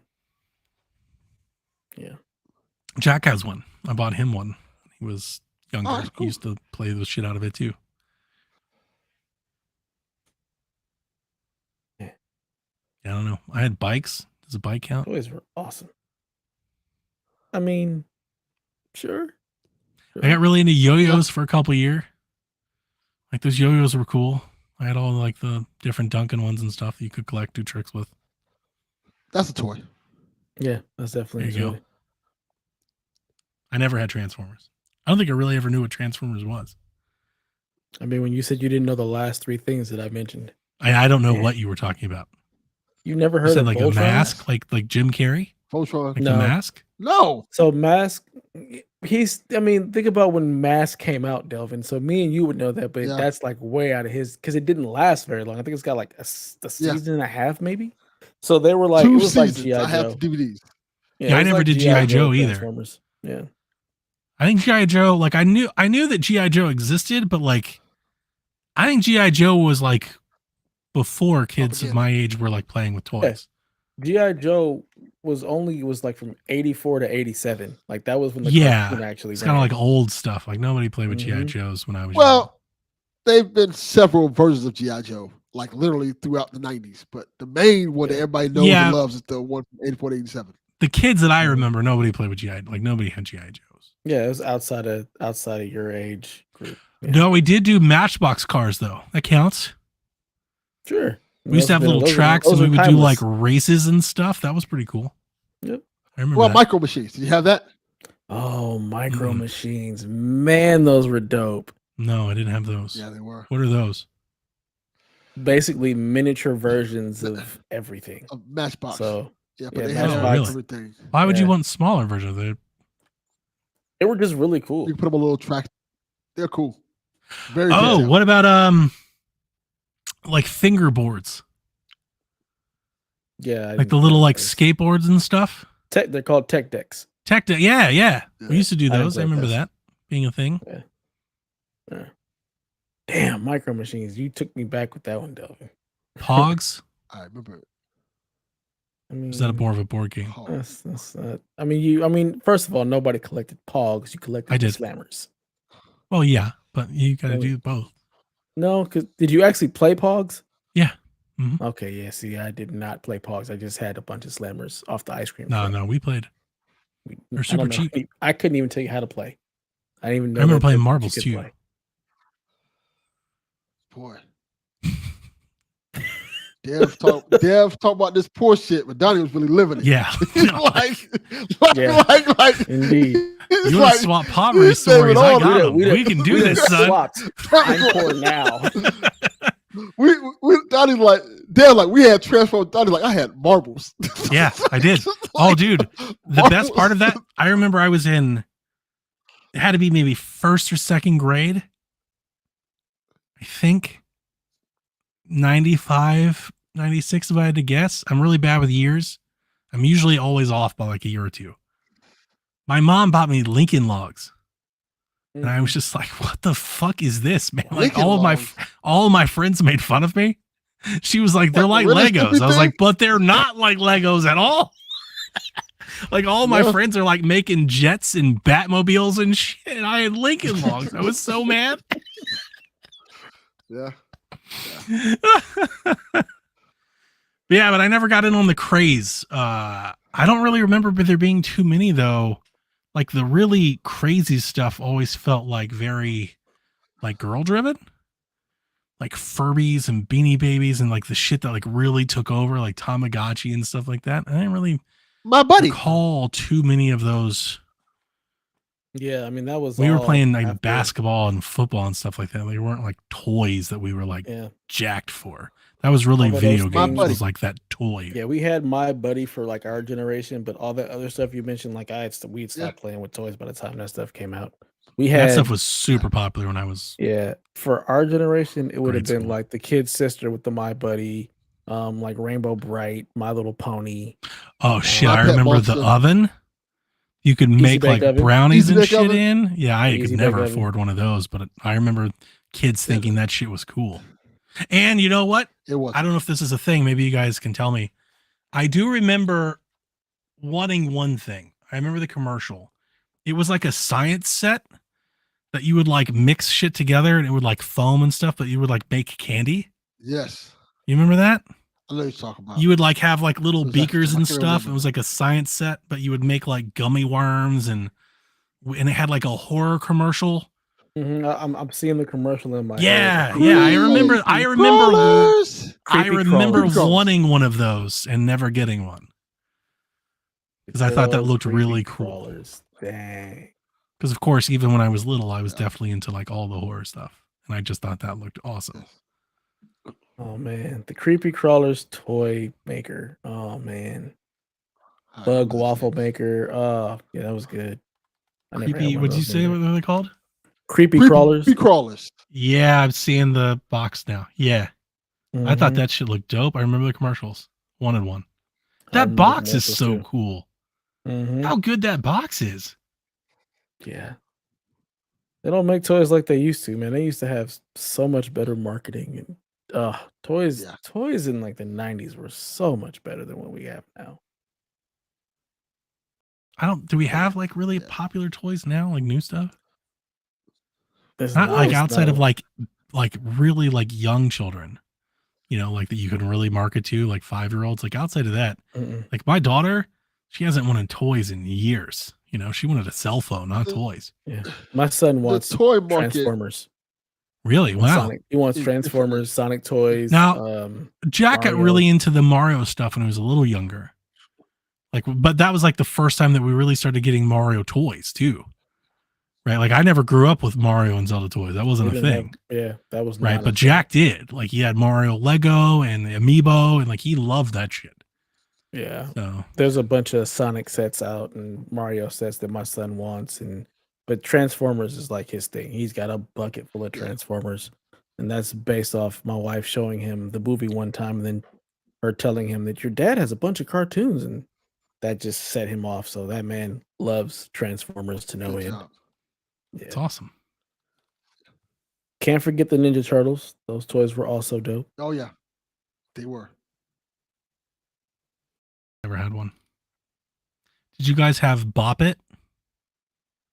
I mean, I didn't knew as a a couple. child. No, I didn't have one either. I'm now looking at a list and I'm just looking at. I have a Bop It I down, knew a and I couple got girls. them Never like had when a I Super started working at Soaker. a summer camp. I I never had had a, the original Super Soaker. I never had a Power Ranger Megazord. Is that a thing? Fuck Power Rangers. I have I like one now. Power Rangers. See, fuck Power Rangers. I'm all Voltron on mine, cuz. Fuck Power I have Rangers. that too. Voltron. So this thing, I'm looking up, this is an article. This is the best toys from the 90s. And number 3 in their list is Pokemon cards, which I did have. I had a ton of those. Dude, still do. I just spent an amount of money I'm not willing to admit on this podcast on Pokemon cards. I've bought so many Pokemon cards in like the last Was week. it Chihuahua price?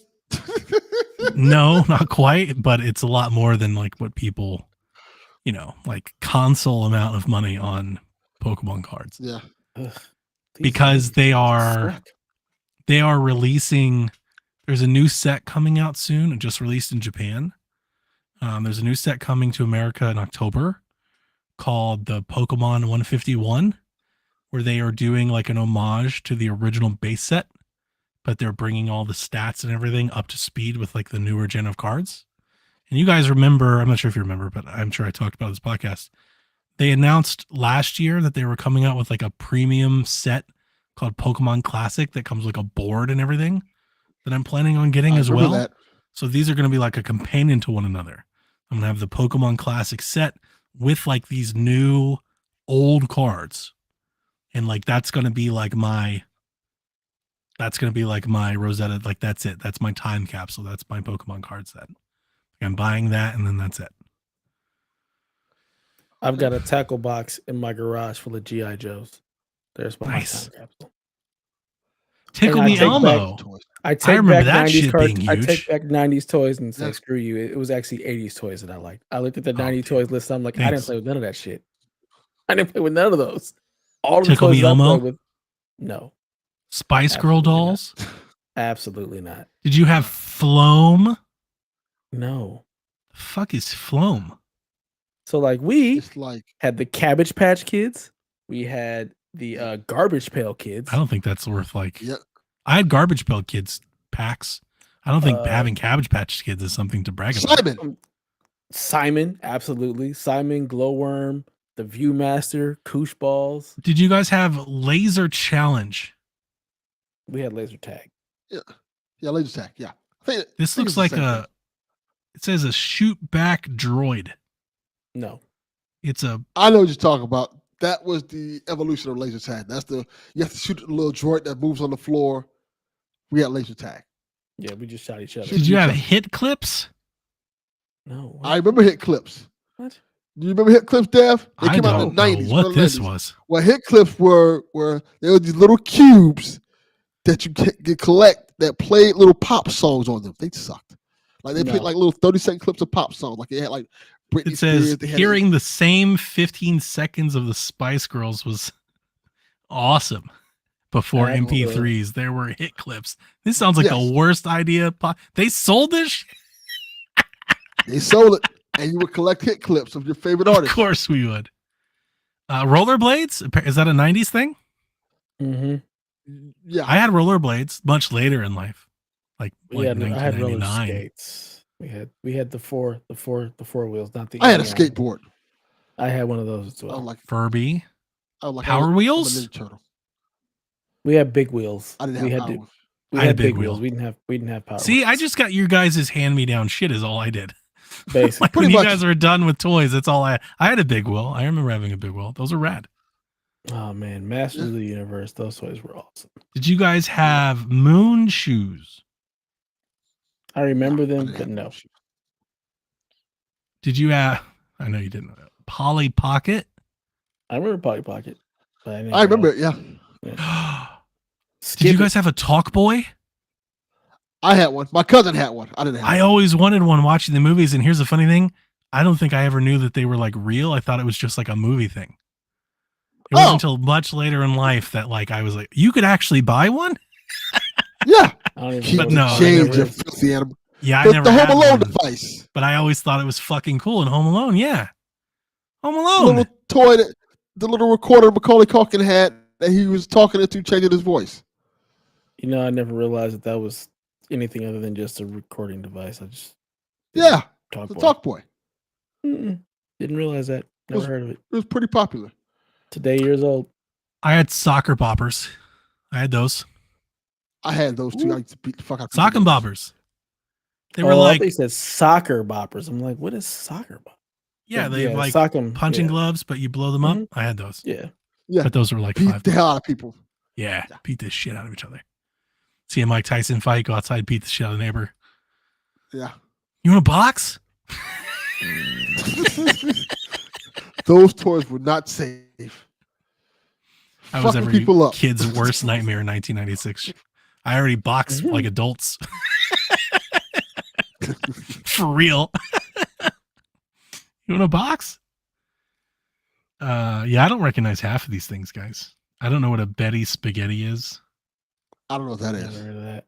I never had a Game Boy. I did. I had a Game Boy. I never had Rock'em Sock'em robots. Me neither. I didn't want that. Me either. I saw one of these on TikTok the other day. That's the only real. Did you guys? Well, obviously you didn't, but did you guys aware of Doodle Bear? I was aware of Doodle Bear. I feel like that I sounds didn't have one, familiar. but I know what it was. I saw this on TikTok and I was like, "What the fuck is that?" My wife was like, "That was the greatest thing ever." I was like, "I don't know what that is." It was a bear It's that a you bear could you draw wanted. on. Like you would draw markers and stuff, and then you would just yeah. wash it. Apparently. Yeah. Yeah. I remember that. Hmm. Teddy Ruxpin. Oh yeah. That was the G. Teddy Ruxpin was. I don't know was what that dope. is. It was a bear that you stuck a tape into the back of, and he would Mhm. tell you a story. And as he was telling you the story, his mouth was moving like he was actually talking to you. Oh, they should have made a Mhm. Chucky doll out of one of those. That would have been awesome.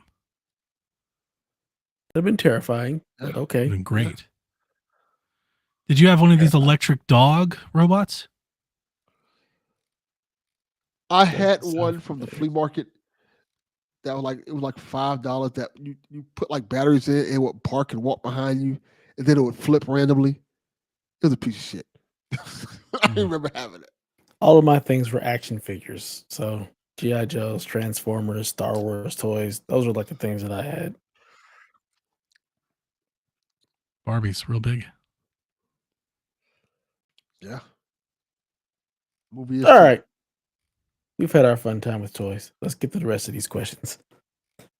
Haley says, with Fortnite doing Futurama and Dying Light doing The Walking Dead, what other crossover style events would y'all want to see? Ugh. I think this is In definitely what? a Like in delving Fortnite? question. Just anything. So again, Fortnite is doing Futurama and a host of other things. Dying Light has Walking Dead skins. I'm like, I what? guess they put Like, what else can they all put in of- Fortnite? they can put everything in Fortnite. Literally, anything. Mario.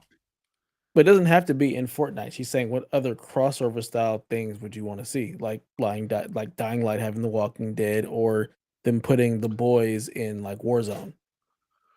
I'd like to see Halo and Doom Oh. do something together. That's a good one. I'd like to see Gears and Call of Duty do something. Trying to think what would be cool. What can we put in Grand Theft You know Auto? what? Let's bring back Battletoads and Double Dragon. There we go. Yeah, no, I'm good without that. That though. was fun. I don't like Battletoads like at all. I don't know where all that nostalgia came from, but I missed it because that game came out and everybody's like, it's like the old one, and I played it. And I was like, not for me, man. It's because You know it's what? hard, huh, Donnie? Probably. Yes. It was You hard know as what? fuck. I'm going to go back to our previous conversation. Give me a Ninja Turtle, not Ninja Turtle. Give me a Transformers and G.I. Joe game. I mean, that's all I've ever wanted my entire life. You guys are Like, just they're trying to doing put it- they're- 80s I don't toys back think you into video games. understand the hype level that I had at the end of Beast Wars. I lost my shit because I had no idea that was a thing. I was like, Oh, Yeah, they're making the comics of it now again. Yeah, I saw that. I was like, they just took my childhood and just matched it together. I was so excited. I guess I can explain this to Donnie now. Dev didn't realize that G.I. Joe and Transformers are part of the same universe. And I have no idea. I'm just learning about this now. Well, I knew that. It's been like that for a long time. I knew that. I just didn't ever expect to see it on the big screen. Yeah, they're making that a thing now. So happy. So happy. I would love a video game of that, please.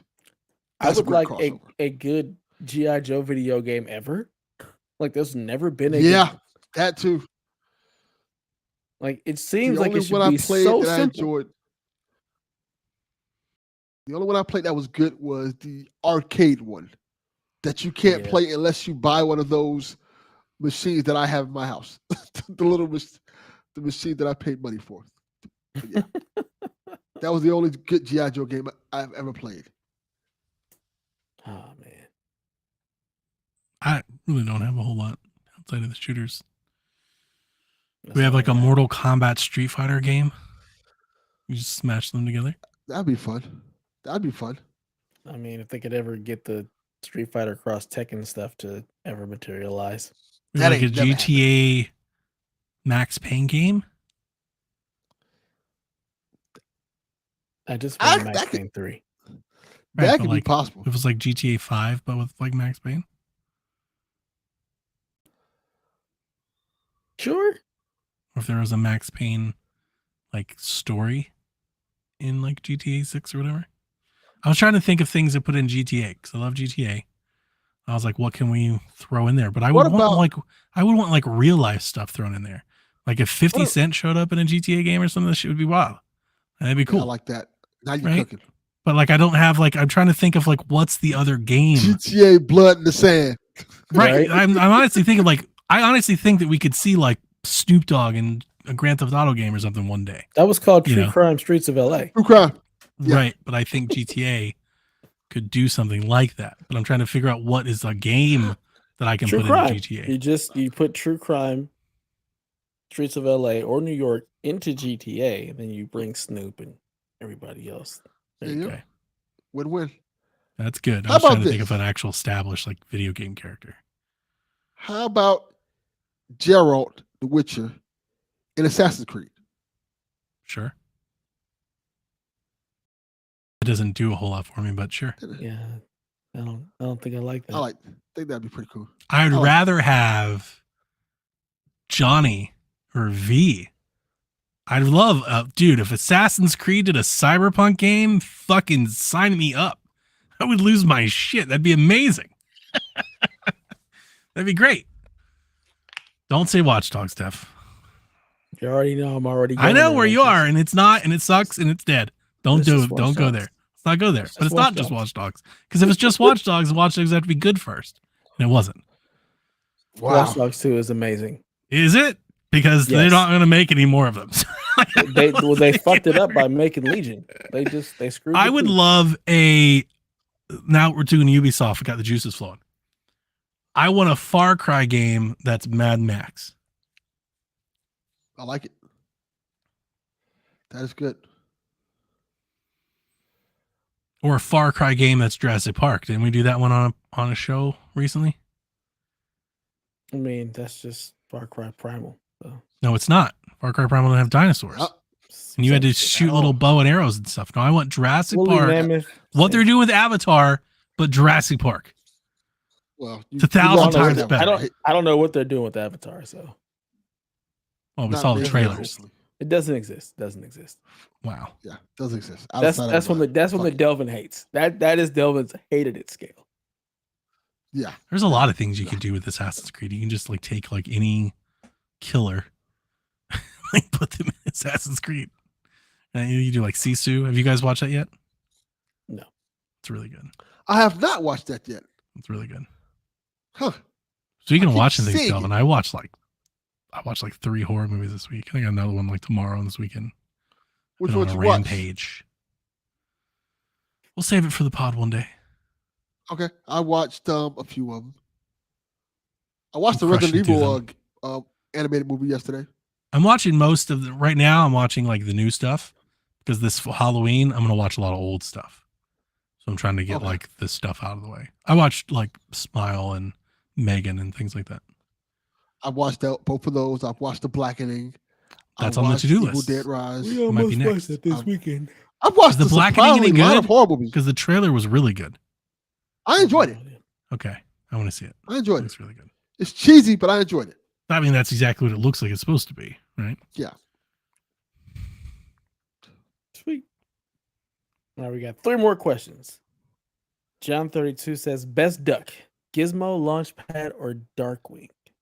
What did I Darkwing. say earlier? The answer is Darkwing. I answered all ducks that weren't on his list. Correct, you did. You said I've- Plucky Duck. I can't remember them. I didn't say Plucky Duck. You said Daffy, Huey, Daffy and for sure. Scrooge. Scrooge, Huey yeah. and Scrooge. Yeah. And Huey. Yeah, Huey, Louie, and Dewey? Dewey, yeah. Yes. Yeah, the correct Darkwing answer Duck's is the answer. Darkwing Duck. Darkwing Duck is the answer we're looking I for. am not as into Darkwing as you guys are. We've done this before. It's And this part of the came out. problem. And I don't understand what it is. Is it a generational thing? Is it a kids from the era Oh. thing? And I don't know what it is, but like everybody Definitely. seemingly has unabashed love for Darkwing Duck but me. Yes. He's amazing. He was amazing. He is I the mean, Give me Terror left Launchpad in the night. McQuack 1,000 times. Oh, I mean, Launchpad's in all of these things. I've been saving this all Yes. day because I thought Delvin would laugh. Negaduck. I love it. Mega Duck works. Because he's in Darkwing Duck. That works. Yes, I love it. Nega Duck. Nega Duck. Yes, that works. I like it. When there's trouble, you call DW. I forgot all about that. And I was sitting at work today and I was like, oh, I got one. None of which are the ducks that he asked. Which one did they ask? Gizmo, like Gizmo Duck, Launchpad, or Darkwing. Launchpad McQuack. I like Launchpad, but Darkwing's my answer. Launchpad's great. He's in everything, but Darkwing Daffy's is the answer. It's the only Fucking correct haters. answer. Is Dark. Yeah. Well, Daffy basically is Fucking Darkwing. haters. You realize Daffy is that is Darkwing. So, yeah, What? Darkwing is the answer. Look at the character. Darkwing Duck is basically Daffy as a superhero Okay. because he doesn't ever do anything right. Gets it all wrong. Same color duck and everything. But doesn't Daffy like predate him by like some 30 or does. 40 years? He does. So that he's not. No, Daffy You're like- is Darkwing. Okay. Daffy is Darkwing. The same way Alright. Plucky is Daffy as a kid. They're just recycling. Dev thinks all ducks look alike. Technically, Huey, Dewey, and Louie just wearing different colors. Same duck. Same duck. No pants. Launchpad weird. is like really the only one who looks different because he's a different type of duck. Yeah. Yeah. Man, I could go watch some DuckTales right now. Be good. That's pretty good. DuckTales Now, is you awesome. said like toys and all that. Dude, the 90s like kid commercials were off the chain. They're so good. And I feel Yeah, like a lot of it's been, excellent. yeah. I don't think it's been there. There's some great ones out there in the 90s for sure. Some hits. in but, the 80s. like- yes. But like the collective, I don't think is as strong. I'm biased because I would say everything from like 84 through probably about 95 is where I live. That's anything past that is trash. Anything before Really? that, trash. Trash? Yeah. Trash. Trash. Trash. Dragon Ball Z and Dragon Ball Z Stimpy. predates all of that. does Dragon it? I Ball don't Z know. is old. Dragon Ball Z is old as shit. Well, I watched it in Isn't the Dragon Ball 90s. Z like 80? It is. 91, I think, Dragon Ball Z? Yeah. Dragon Ball Z is old. Hey Arnold, Trash. all the Whatever. Nickelodeon stuff. Hey, football head.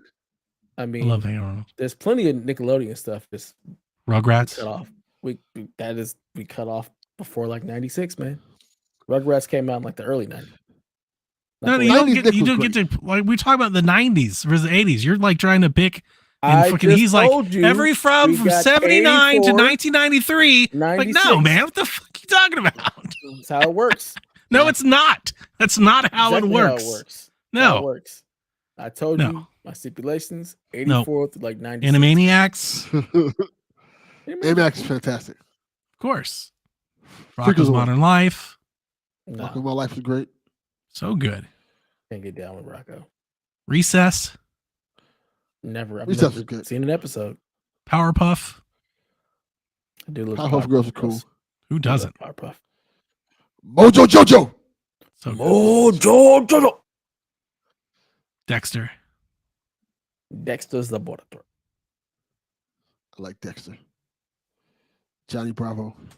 Yeah. Ha. Samurai Jack. Let's go. Yeah. I love Samurai Jack. Mm-hmm. All right, 2 questions. 2 more questions, and then we can get out of here. This is a long episode. I'm hungry. I was waiting for you Smoking to Joe. kill it like 40 minutes ago. Eh. He keeps going. I thought so he was, I but he's keep like- going. Yeah, me too. He goes like, huh? Right? Like he had like these Guess we're long going over pauses the between each one. I was like, I guess we're about to end it. He just keeps on going. just And gonna then keep he said, all right, we got some more. I'm like, all right, guess we're going. I guess we're going. Yeah, I'm here for it, but you know. Smoking Joe wants to know your top 3 PS2 games. Grand Smoking Joe, I Theft gotta Auto tell you, 3? it's 1 o'clock in the morning. I'm not thinking. Grand Theft Auto 3, Beyond Good and Evil, and Metal Gear Solid 2. Those are mine. I'm probably gonna look something similar. I'm just trying to see if I can refresh my mind. Grand Theft Auto Vice City. Yeah. Vice City. I go Vice City, God of War. I was gonna say God of War, so I'll say God of War 2.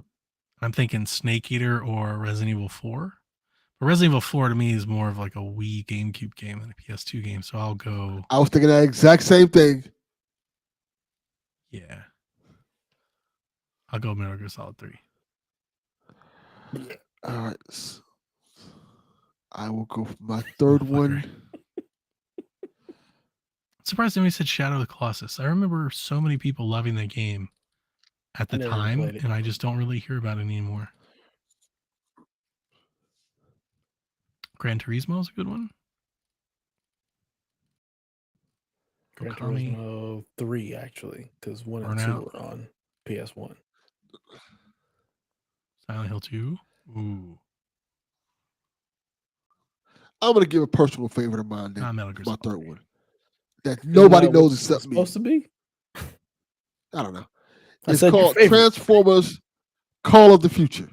This whole episode is just like a Transformers pie.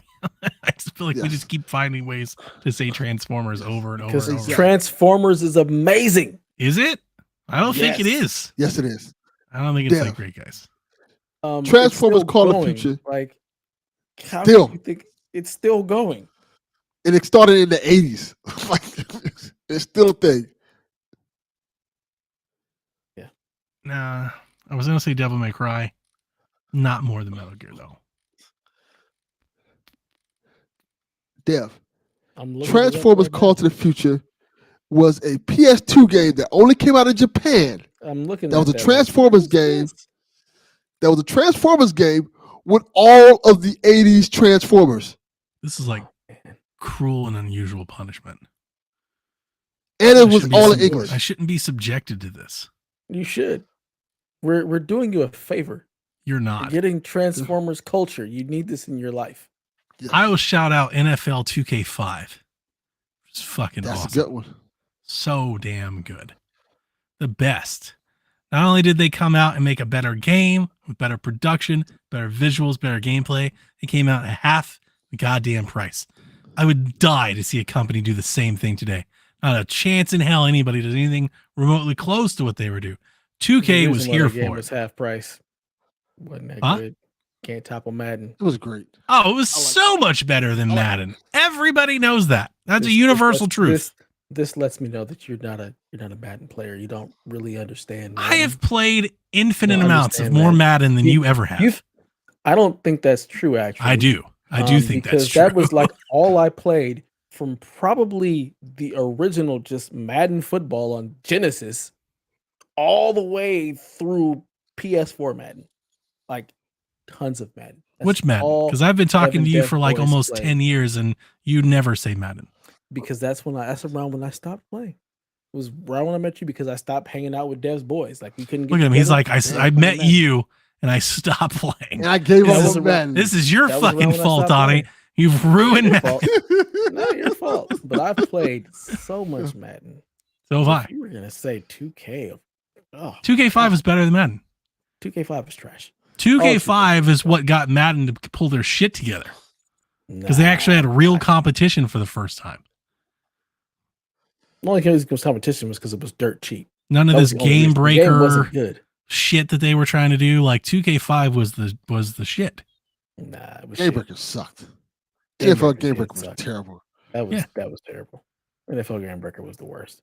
Game Day, Game Day off, same thing. Worse. Terrible, Blitz. terrible. Like yeah, there were lots of them came for the Blitz was throne. Totally different game. Blitz was not coming from 2K5 the though Madden came and was like Madden was like, oh shit, we need to try now. game. No. Yes. What was the other one? Quarterback Club. Oh my god, the Quarterback quarterback Club's club. That was terrible. fun on Super Nintendo. I played them all. You know, talk to somebody who hasn't played them. I played them. I like Joe Quarterback Montana Club Sports Talk Football. Was Joe Quarterback Club Montana on Sega Genesis was awful. great. Quarterback Club That's was very the good. worst. Did you play it on Super Nintendo? I played Quarterback Club on 64 and Saturn. Okay, but you didn't play quarterback club. Yes, I Nintendo. did play Quarterback Super Club. Nintendo. Super This Nintendo. whole man just dismisses my whole existence 1000%. relentlessly, like over and habitually. Yeah, that's how that works. Yeah. It's not my fault you're old. N64. What is this nonsense? Quarterback club on N64? No. It was so bad. Super Nintendo. Like, Yes, it was. so bad. It shouldn't even be a thing. That's was why I so don't even bad. acknowledge it. Madden was Terrible. definitely better in N64, but you're wrong on 2K5. And I think like the internet Madden would back was me up on that. terrible. I don't have to Madden look was up that terrible. much to just tell you how like collectively everybody You agrees think I'm that 2K5 listening is to the better. internet? The internet is terrible for Why all of did- its opinions. The internet is the worst. Why did 2K5 look so good at the time that it came It out? was so good. really good, Oh, too. man, it was like revolutionary. No. Okay. The presentation was. excellent. No. Yes, it was. No. The voiceover, the commentary, the production. They had the actual ESPN show. They had Chris Berman, the play calling. There's so many things. Why are you so dismissive over What they 2K5? didn't have was Madden's gameplay. Oh my god! I just Madden. googled I just googled 2K5 versus Madden, and the first article that pops up is 10 things that ESPN 2K did better than Madden. It's fine. It's the first Doesn't make it true. article. Doesn't make it true. Operation Anybody can Sports says it's Anybody true. can write anything. Anybody can write anything. Operation Sports has been like the go-to for sports games for 30 years. And anybody can write anything. I can go write an article right now that says 10 reasons why Madden 2005 Come on, is man. better than 2K. Come on. I'm just saying. I'm just saying. I What are can you do it. doing now? What are we even doing here? I think was Madden 2005 the anniversary edition with Ray Lewis on the cover. 2K5 had I Terrell gotta look Owens. up man 2005.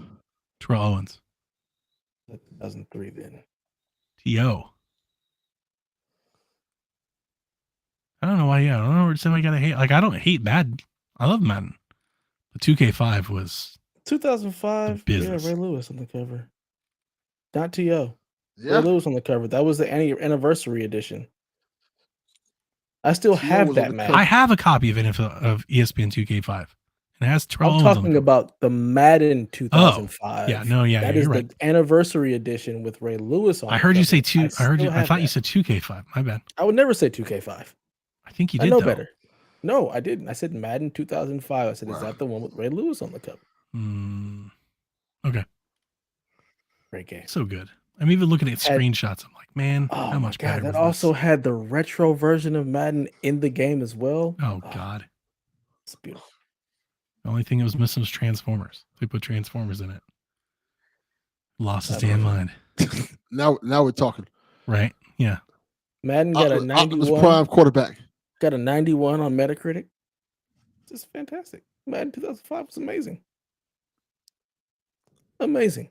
Great soundtrack too. I didn't Fantastic. tell you the Madden was trash. I didn't tell you that it sucked and needed to be dismissed forever. I didn't say any of that. I said I liked Madden, but Yeah. 2K5 was better that year. But it wasn't. But it was. but it really was. wasn't. Landmark, game changer. I'm sorry that you believe I'm sorry this you have bad fake taste in news. football video games. Fake news. I'm so I can't sorry. help you with that. I mean, it's been proven over and over again, but like you just, Yeah, no. Dev's always right. That's what it is. Cool.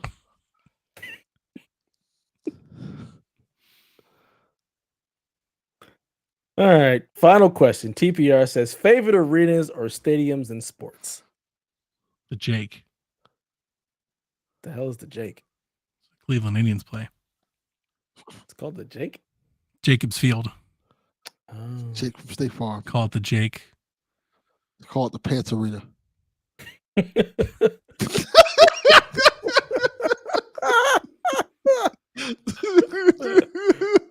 I don't know. I've been to several stadiums. The Texans have a very nice stadium. I'm not nearly as high on the Mercedes-Benz. I'm more excited about Mercedes-Benz Stadium outside than inside. Like inside, it's very industrial. A lot of like poured concrete, kind of has like an unfinished Walmart feel, like off the field. What stadium is that? Mercedes-Benz Stadium is the new stadium they built for the Atlanta Falcons. It's beautiful. There's this big skylight thing, and it looks like an onion, and it like spins and everything. Like from the outside, it's notable. It's memorable. You'll remember it. Nothing else looks like it. But like the vibe, the feeling of being inside, I don't think I thought the Texans Stadium and the Minneapolis Stadium, I don't know, it was like more comfy, more cozy. It's definitely better than the Browns Stadium. The Browns Stadium's trash. It's awful. Yeah, I believe that. I haven't been to very many. I've only been to the Forum, Staples Center, LA You've been to Sports some of the like the marquee ones, some of like real history. Yeah. Yeah. I never liked Staples. I cannot stand Staples Center, to be perfectly honest. Vibe in there sucks. The fact that like if you're up top, it feels like you're about to fall to your doom. Cannot stand Staples. Yeah. The LA Coliseum was all right, but for me, for the Forum, like I'll always love the Forum. Like the Forum no seat felt bad. Like the vibe was always a hit. I absolutely love the Forum. So that's my favorite. But I'm none also of the not basketball big arenas I've into gone watch to it. have been particularly outstanding. The Cavs arena is not that great. Phillips or State Farm Arena now they call it. It's not that great. I don't like the Braves new stadium as much as the last one. And it's weird because like their last one wasn't very good, but like their new one just doesn't feel like it's hard to explain. I think it's just because of like how like in my mind's eye, how I expect a baseball field to be. It's very like modern. It feels like a baseball stadium like that's on a college campus. Like they have it built right in the middle of like this thing that they call the Battery. It's like all of these restaurants and stores and stuff. So it's like a mall. It's like a mall built around it. So you can like go there and hang out and do a bunch of stuff. But the stadium is small but tall. So it's like very vertical, but everything just kind of like looks down on the field. And I don't know why, but it just, when I went there for the Chili Peppers concert, it was the first time I'd gone since they built it because they moved the Braves out of the state of Atlanta to like Cobb County. So it's not even like in Atlanta anymore. And the first time I went to the new stadium, I was like, it's very nice, like modern wise, but like just doesn't feel like I'm there to see like a Major League Baseball game. Like I was just like, what am I here to see? Like the Chattanooga baseball team? Like it just doesn't, like I've been to Wrigley and I've been to the Cleveland Stadium and the old Braves Stadium and the Reds Stadium. And like, I don't know, I think it's just more of like an outdoorsy, like vista, like a bigger feel. It feels more like baseball. I love the Jake, and it's not because I'm a Cleveland fan. It's just of all the baseball stadiums I've been to, theirs is very big. It's wide. There's lots of different viewing angles. I love sitting in the upper deck because you can outlook like the city skyline and you can see the lakefront, and it looks great. Like when the sun comes down, it just feels baseball. Like I remember I took my kids there. We had a blast. I want to get a hot dog and like watch the baseball game. The Braves stadium doesn't give me that. It feels like an event. It's like you're like a club or something.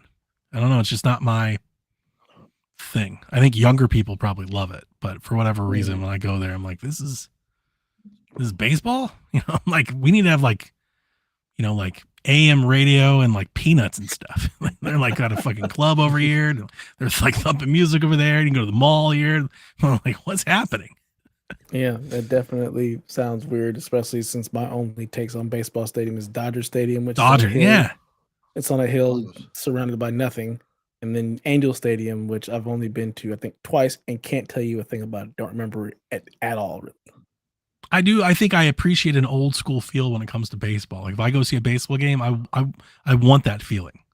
I don't want to see a new hip techie baseball. That's like the last thing I want to see if I'm going to see baseball in person. Yeah.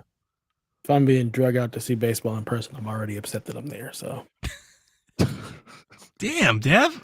I've made a sacrifice to come to this baseball game. I don't really want to be here. Damn. I don't like baseball. Apparently, you can tell. You don't have to say that part. We get it. Yeah. I'm not super into baseball, but I enjoy. I don't even go out often, but when I do, like I enjoy. Like I want that baseball feeling. Like if I'm gonna go, I want that baseball feeling. They'll be trying to make it like that Braves thing felt like an NBA thing.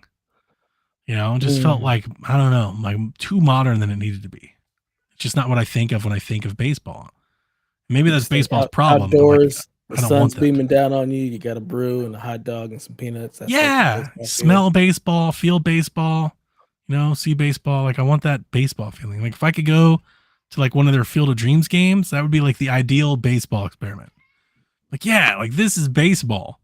I want to be like seeing, like rappers like between innings and shit. Like, what are we doing? Why is Outkast here? There's like DJs and shit. I'm like, what's happening? This is not baseball. But I guess people like it. I don't know. I do think also I've only gone to like once, right? But more people were doing like the shit around the stadium than in the stadium. That's also like kind of a huge deal breaker. Like kind of ruins the fan atmosphere. Yeah, I can see that. That's probably a part of it. I want to do the wave and I want to do the chants and hey, about a swing. I want to do stuff. And everybody's like just outside, like watching it on TVs. It's like, why even have a stadium? You just play this sit in a gymnasium or something. Like if you just want to watch it on TV, why even be here? I can go to the bar and watch this, right? I don't have to go in. That's exactly, but that's the weird thing is like you're right next to the stadium and people are like outside the stadium in a bar watching the thing going on in the stadium. It's just like, why are you here? I'm here. Are you? So you're digging this vibe? I'd much rather sit in a bar than sit in the sun watching the baseball game. If I have to watch baseball again. If I'm there, I've been drug against. No, I get you, but it's like it's different to me. Like if you're gonna watch in a bar, go to a bar. Why go to the stadium to watch in a bar? Right? Well, because the bar is right there. It's a really nice bar. It's a nice bar. Am I talking crazy? Do you hear me, Delvin? Like, if you're gonna go to the stadium, go sit in the stadium, watch the damn game. Makes sense to me. Stadium prices. I mean, I can just go. But you're already at the stadium. You're paying the same price. You're paying more for that beer at the bar. I don't have to pay to get into the bar. Like, I probably pre-gamed a little bit too, so I'm really not. No, actually, there is an outer perimeter around the stadium where some bars are that you do have to have a ticket to get into those bars. Okay, see, I'm not going to those bars. So those people at those bars have bought tickets to go sit in that bar and watch a baseball game. Yeah, those people are stupid. It's weird, right? Those people. That is weird. It's just weird. It threw off my vibe. I think, doesn't Miami Stadium have like a lot of suites and stuff too, where they're doing shit like that? Didn't they put an aquarium in the baseball field? They had like a pool at one point. Has an aquarium, it has all a bunch of stuff. Yeah, they're doing like weird shit in baseball right now, trying to get people to the park, and it really turns me off. I don't know how other people are. Yeah. I think it's because attendance and everything's been so low. They're trying to get more like new people to come in. Look, but somebody who grew up with baseball, I go and see that shit, and I'm like, what am I doing here?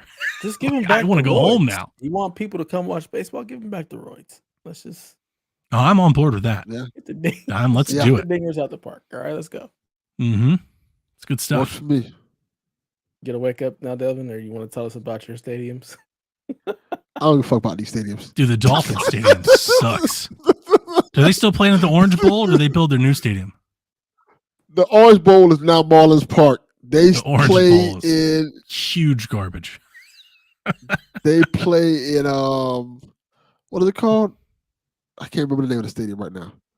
But it's 5 minutes away from my grandmother's house. Not pro players. So the Dolphins even still a team at this point? Do they exist? Like The Dolphins are good. really? They got the kid from Alabama They're a player.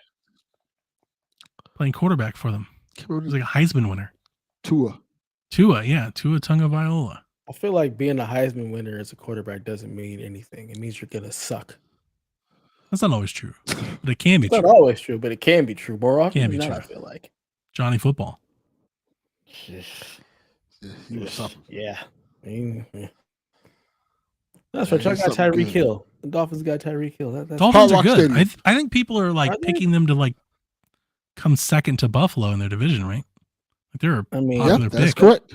I mean, I feel like Tua is a hit away from career ending. So I don't know. Possibly. Like, He's Yeah. like on concussion As 19. long as he doesn't get It's like any given Sunday out there concussed with this again. dude. he gets breathed on the Yeah. wrong way. It might be over for that guy. And I feel bad for him. I feel bad. Yeah. Just That keep them sucks. clean. He's Good luck. Good in the line. bubble. Good line. He just needs to, like, as soon as he sees trouble, just go down. Just go down. Just fall down. Hike. Lays down. Just take a knee.